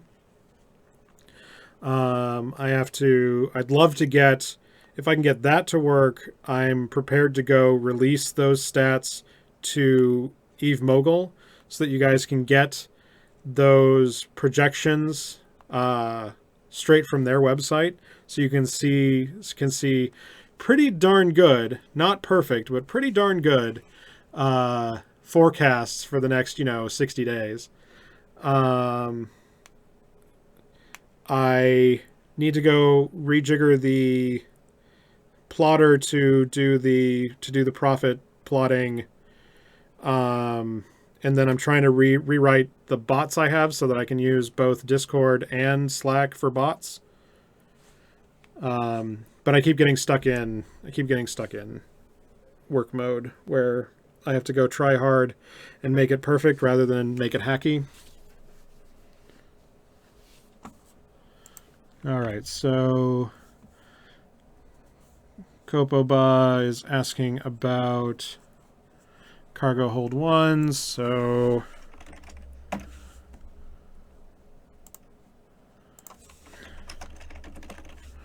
semantic cargo hold ones are 1317. Then we go to our studio, please.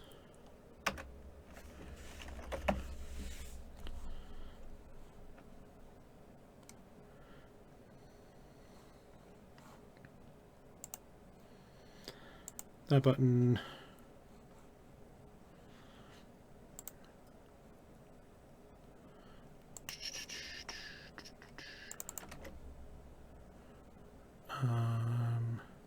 Yeah, 60 days.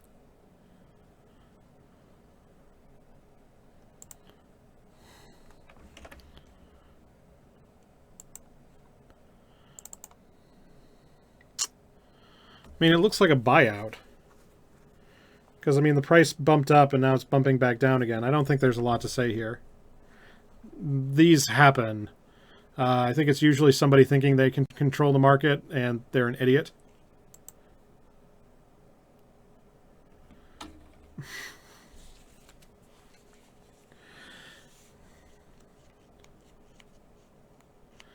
Well, no, Dirk, they're not going to build a wall between high-sec and null-sec. They're going to build a wall between high-sec and Minmatar space.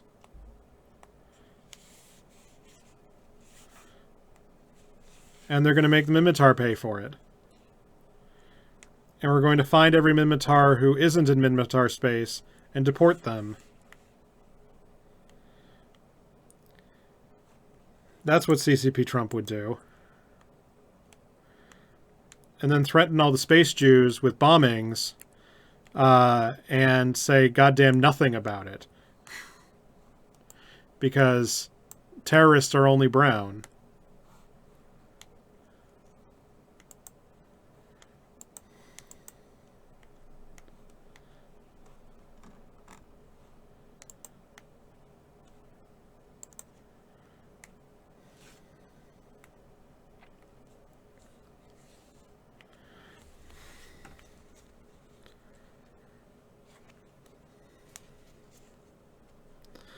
And it'll be fine because it'll turn out that Mittens hacked CCP. No, I guess Mittens isn't important anymore.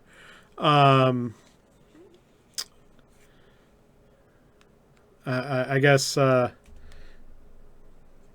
Fozzie hacked something. I don't know how to tie the Russian hacking in.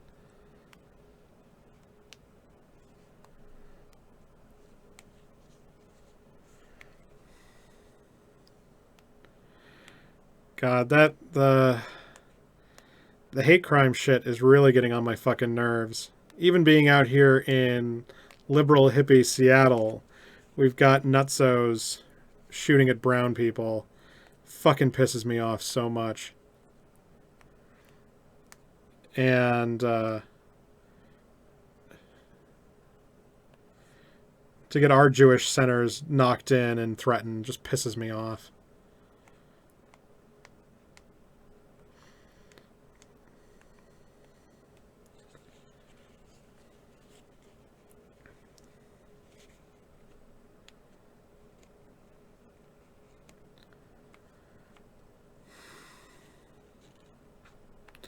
Yeah, Stainwagon, I guess it would be Russia, but I don't know who runs Stainwagon.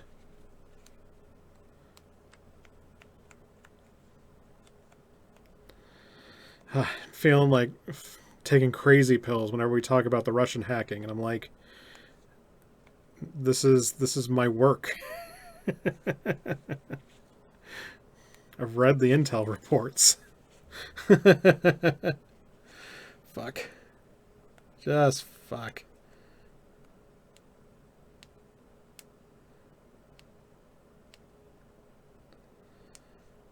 I have not checked Isaac Arthur's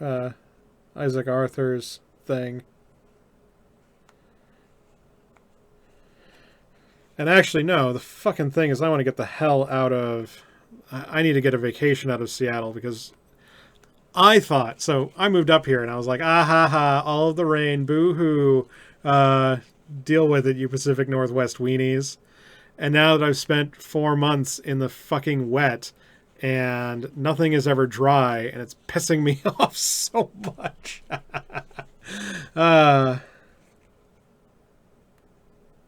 So I need a goddamn beach so bad. Need to go down to Arizona and sit in the sun.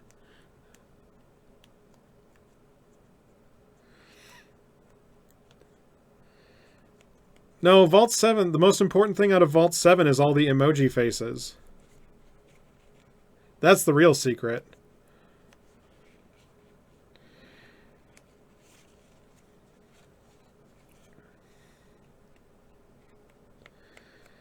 Oh man, don't get me started on the intelligence community thing, because one, I'm not quite qualified to talk about it, but two, this is the scariest shit in the fucking world. It's so hard to watch.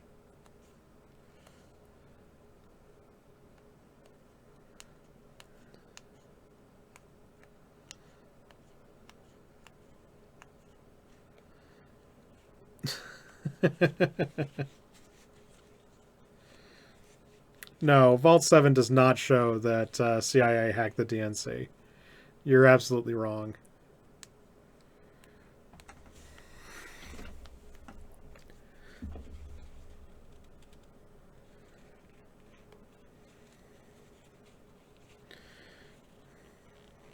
There's a, speaking of it, there is a open session on the 20th talking about the Russian hacking things in Congress. So, yeah, we are in the upside down.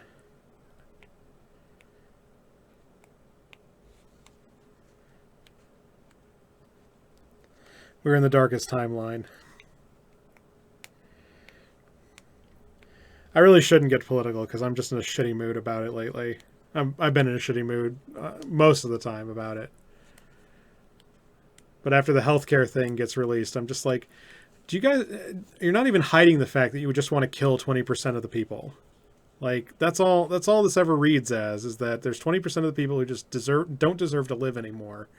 And we should just institutionalize murdering them in the least manslaughtery way possible.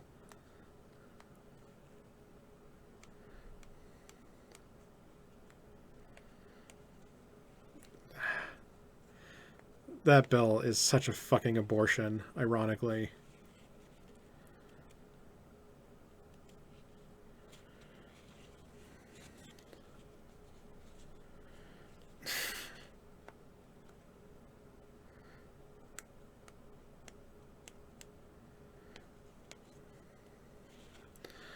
And, like, I was reading a report a couple weeks ago about the Russian funding structure for FSB and GSB. It's not a fucking joke, guys. Like, this whole false flaggy conspiracy theory tinfoil stuff is bullshit. The Russian thing is super scary. It is not a fucking joke. It is not a weird false flag fake moon landing thing.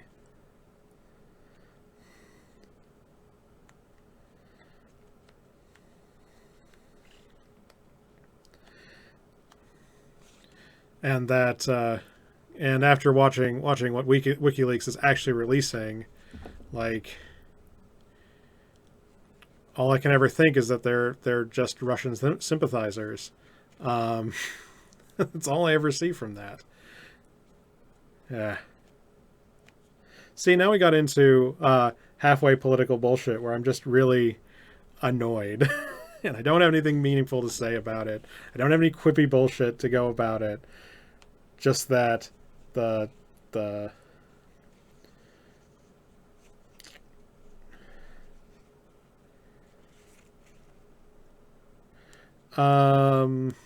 like I said, there's going to be a open session of Congress, an open panel at Congress on the 20th, where my executive team will actually be talking in front of Congress about it. I think it's the 20th or the 21st. It's hard to find the sources on this stuff. I've just been going off of whatthefuckjusthappenedtoday.com as an aggregator. I don't know how to get the intel reports that we do.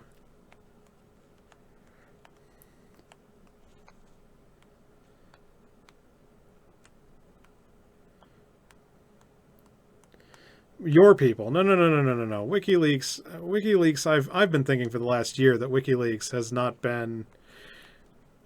is not pro-freedom. They have their own fucking agenda. And helping Trump is part of that agenda. So, no, don't let me into you people.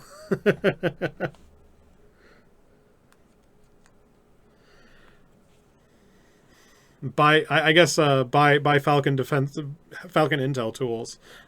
We need more money on those tools, and then you can read the same reports I do. Oh, Mr. Robot is required watching, but I haven't finished the second season yet. I think we're on the last 2 episodes. Excellent work. So fucking excellent. If you're not watching Mr. Robot, you absolutely should.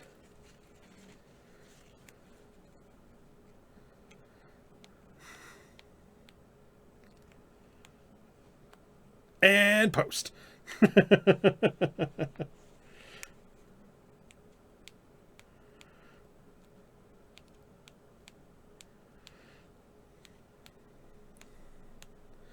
Yeah, WikiLeaks might as well be a Russian front in my book after watching for the last year.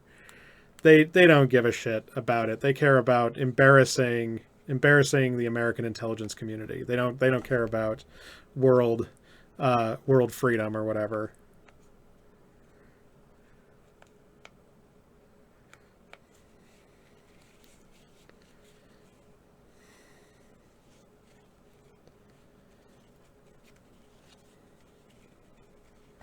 But everything's complicated, and it's not something you can fit in a 30-second blurb, and there's a lot of fucking work to do.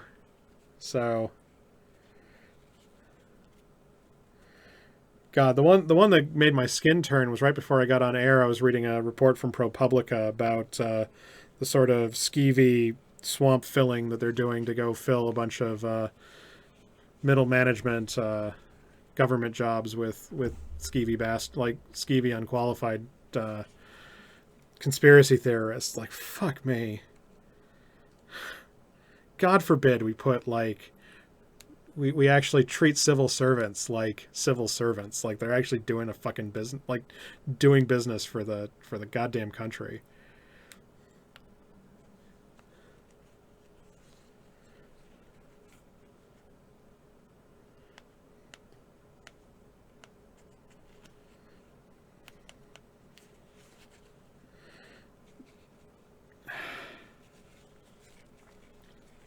Like, I really actually did want to go into government work when I was coming out of school, and I couldn't get past the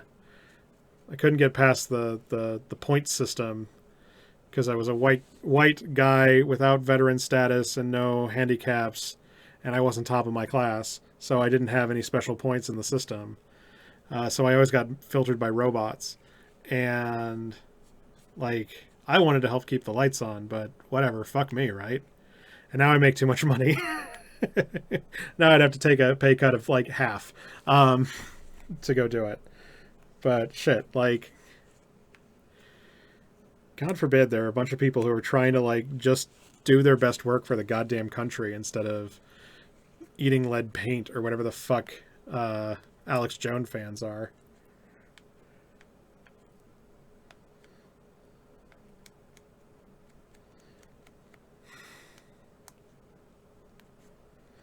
Thanks, Chris. Assange is leaking pictures of me bouncing on my boy's D to this.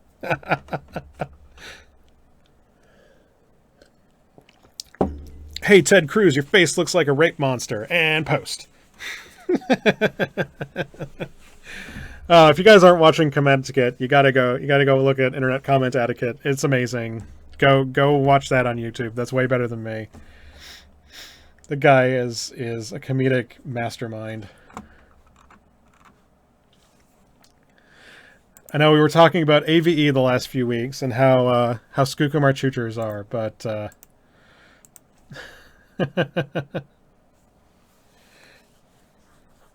the Internet Comment Etiquette is so excellent.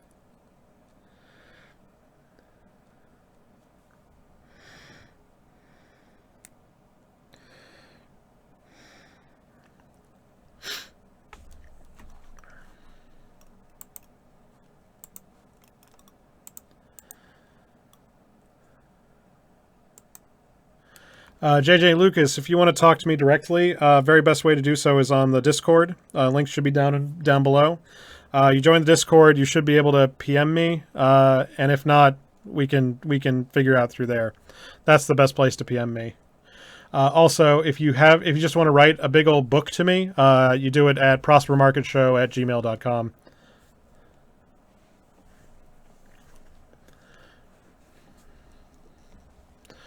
And I try to be active on the Discord. I know that we don't get a lot of traction on that lately. It's probably my fault for not being more talkative and not fetching the news more often to be like, what do we think about this? But oops. The fuck?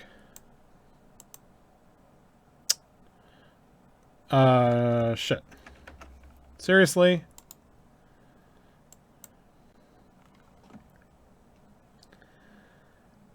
I should not be able to do that. Oh, what a pain in the ass. I'm a professional. C9.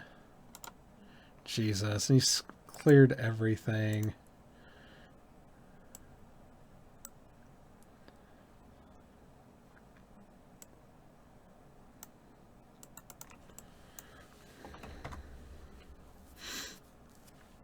And we flip that way, we put it over here, and we shrink it. There we go.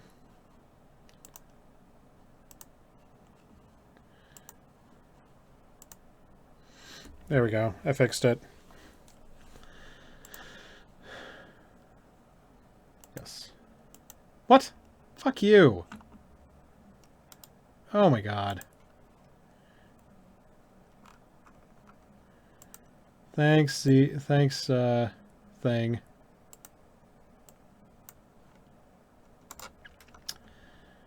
Color, chroma key, 255, layout, flip. Then this goes over here. This goes like that. And then we apply. And we close this, and we say no. There we go.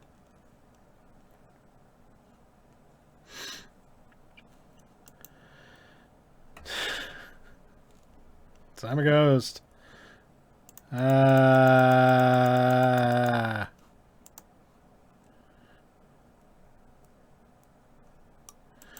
and go check out Dirk tomorrow on Open Comms.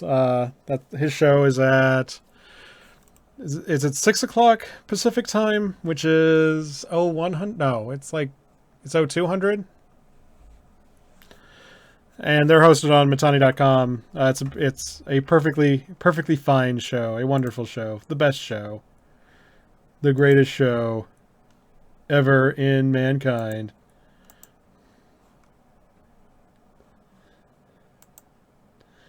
The best, stupendous, the most wonderful, not sad, high energy.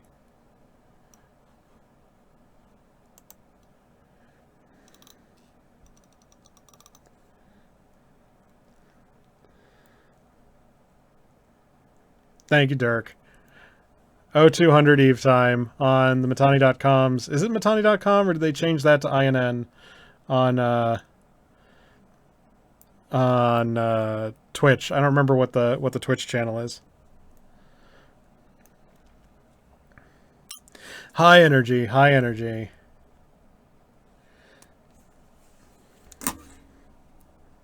I just can't keep up with the drinking, guys. That's my problem. It's a great show, but oh my god, I am not at all.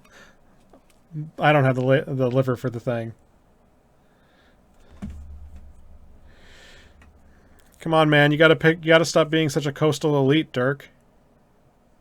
Imperium News, okay.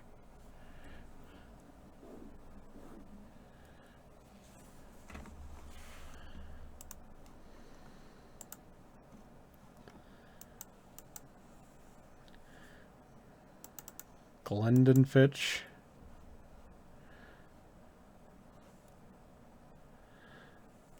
Do the lag. Do the lag. All right, so we're just about out of time here. I'm going to have to end the show. I hope you guys got all of the news that you guys wanted to see. Sorry that we weren't very high energy in the post-show. I didn't have much to talk about this week, unfortunately. Got it all out during the show. If you guys have questions, if you want to talk directly, do reach out on the Discord. Links, again, down below.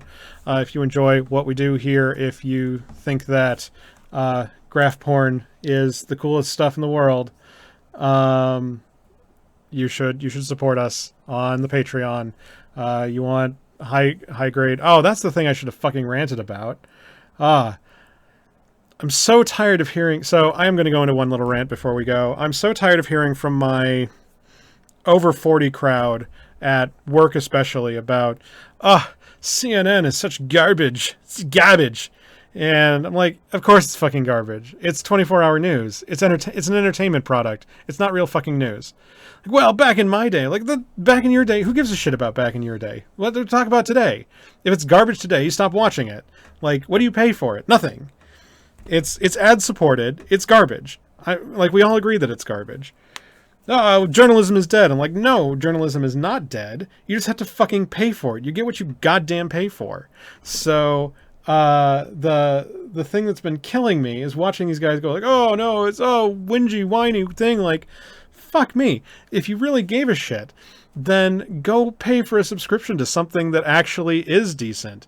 Like, I've gone and sent money to ProPublica because I think the work they do is goddamn amazing, even if they lean left at the end of the day. Like, the in-depth reporting they do is not sexy. It doesn't drive ad revenue. It doesn't drive clicks, but you pay for it and you get some top-level journalism. And the same things for the Economists or any of the other higher grade news outlets out there.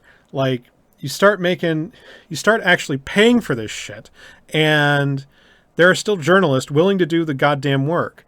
And like, so, and maybe it's because I come from a weird, I got a very weird path to where we are sitting right now, where I would take 6 weeks. Like, I wrote for thematani.com way back, right? And I did it not for the money that they were paying me, but for the exposure that I was ending up getting. And I would take 6 weeks and write these big, long expose things with all of this research work and do all of this background work and bring up all these custom plots and really dig in to try and get the meat of stuff. And I could generate maybe 20,000 hits on one of these articles, and I was reasonably proud of that. But then I'd look across at the account leaderboard, and somebody who spent 30 minutes writing an awful loss of the day would get 100,000 hits, because that's what drives clicks. There's nothing to argue about when you write high grade research papers. There's so much to get through to even get to the point where there's anything to talk about, and internet attention spans are this long. So, like, I get that the product we provide here is an extremely niche product, and I get that the work we put into it is a lot more work than it's really actually worth, but we stay on the air because of the fucking patrons. And I really mean that every time I say it, is that if I tried to ad support this show, I would get something like $3 a month if I turned on the most annoying ads, right? And like, for $3 a month, who gives a fucking shit? Like, I could find $3 a month in my couch. Why would I do all that work if that were the freaking goal? If I really wanted to be ad supported, I have to turn this into Clickbait the Show, and I have to get like 3 shows a week at 15 minutes a show, and I really got to do the Mad Money skit if I wanted to make this ad supported. And I'm never going to be able to do that. Like, I'm never going to have enough energy to do that kind of work. But like, I enjoy doing the high grade work. I enjoy doing the heavy research work that gives us the data science stuff. I find that fun. And so I went ahead and made the show I wanted to see. This show exists because I am so selfish that this is what I wanted to see and nobody else was doing it.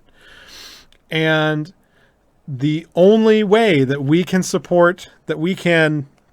get anywhere close to breaking even on the costs is is through direct support. And like the actual level I wanted to hit is like $25 a month. It was basically beer money is all I ever wanted to ever hit.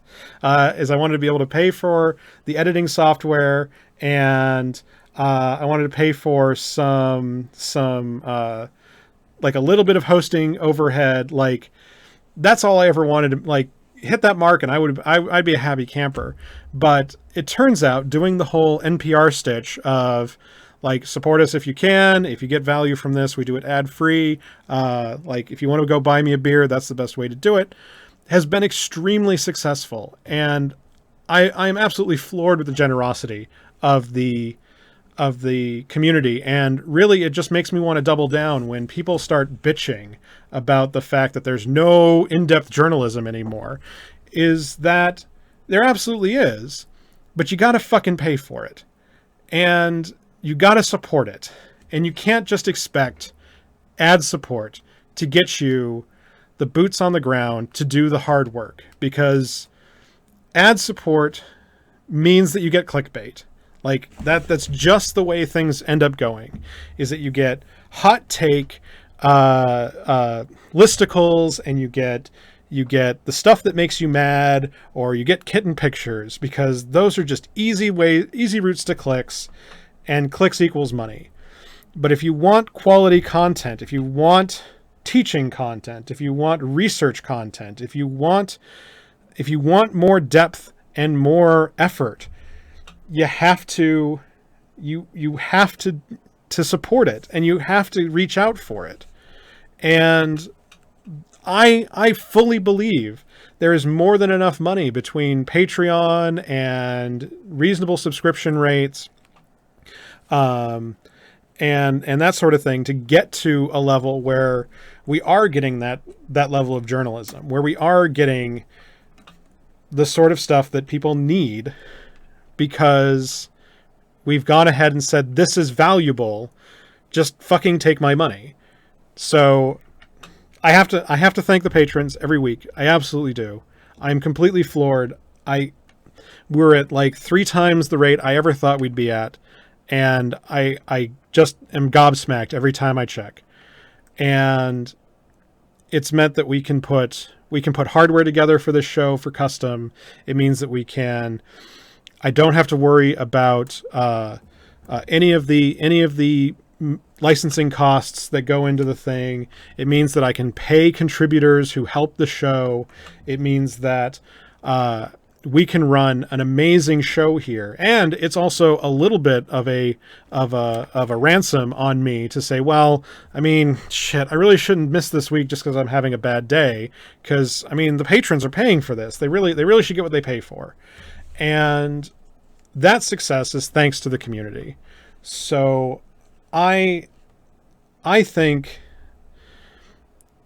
that we just need to have the cup out. I think that we need to acknowledge good content when it's out there, and we need to support good content when it's out there. And I mean, I support some of my money into Talking in Stations, for instance, because that's a show I like seeing. There are a couple other, like I said, there's a couple other shows out there that I have supported in the past.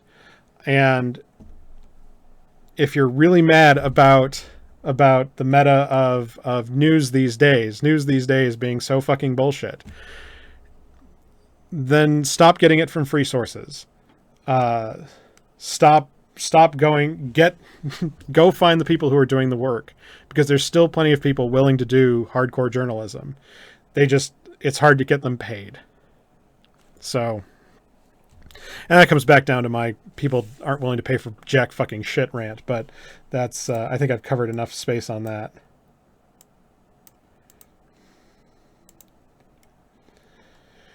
And I don't think we need to do a full blackout, like if I'm going to get super drunk and talk about, like, let me tell you about games journalism thing, is that there's so many people willing to write for free or for cheap just to cut their teeth on it, that, again, you get what you pay for.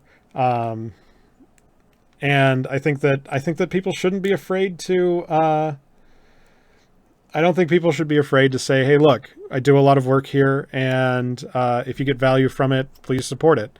I kind of liked what. Oh, it's not Rick's Javix. What's the other guy? Jester Trek. What he would do on his blog is he'd come by quarterly and shake the, or year at the end of the year, and he'd shake the cup and say, "Look, this takes a lot of work. If you enjoy what we do, like I make only a couple of bucks off the ad revenue, but if you send me ISK, like that would mean the world to me."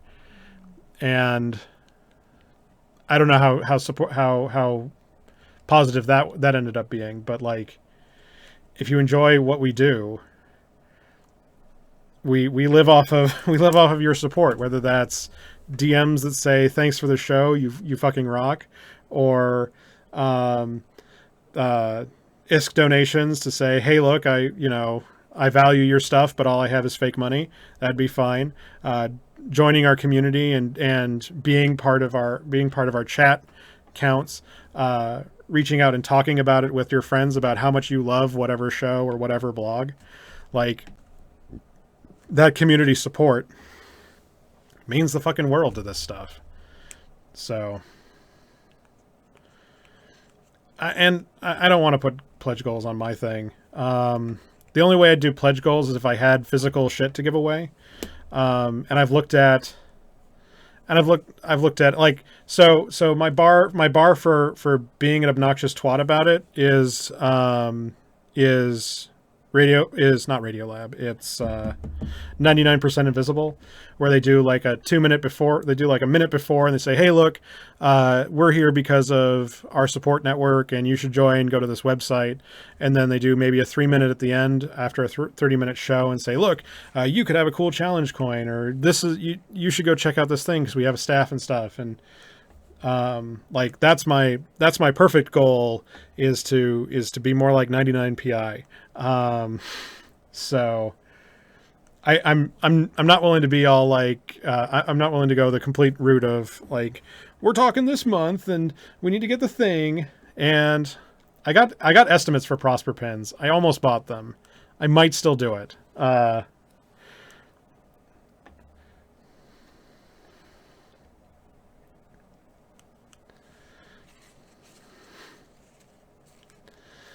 But yeah, the like that's the only reason I would do tiers, is that I was basically going to say if you sent us $20 or you supported the show for a year on Patreon, even at $1, I'd send you a pin.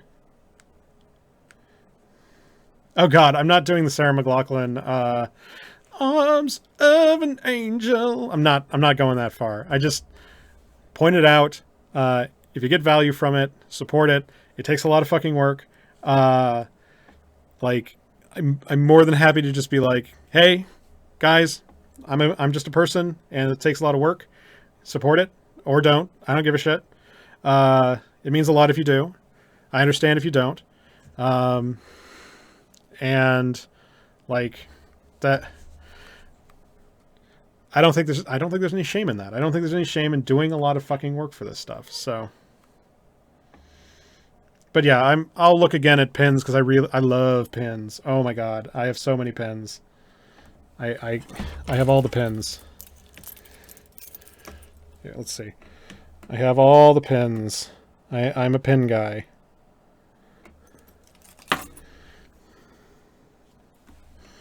So I'd love to do pins for things. What I'd really love to do, and there's just no way I could ever get rid of all of them, unfortunately, is I'd love to do Prosper Challenge coins. Like that'd be top tier of my thing, but I got to figure out how to get rid of more than 200 of them, and I just don't think there are enough people who want to spend $20-$30 on a challenge coin. Though if I do Eve Vegas this next year, I am absolutely making up custom poker chips to give away. Those are absolutely a thing. But that's if I go to Eve Vegas.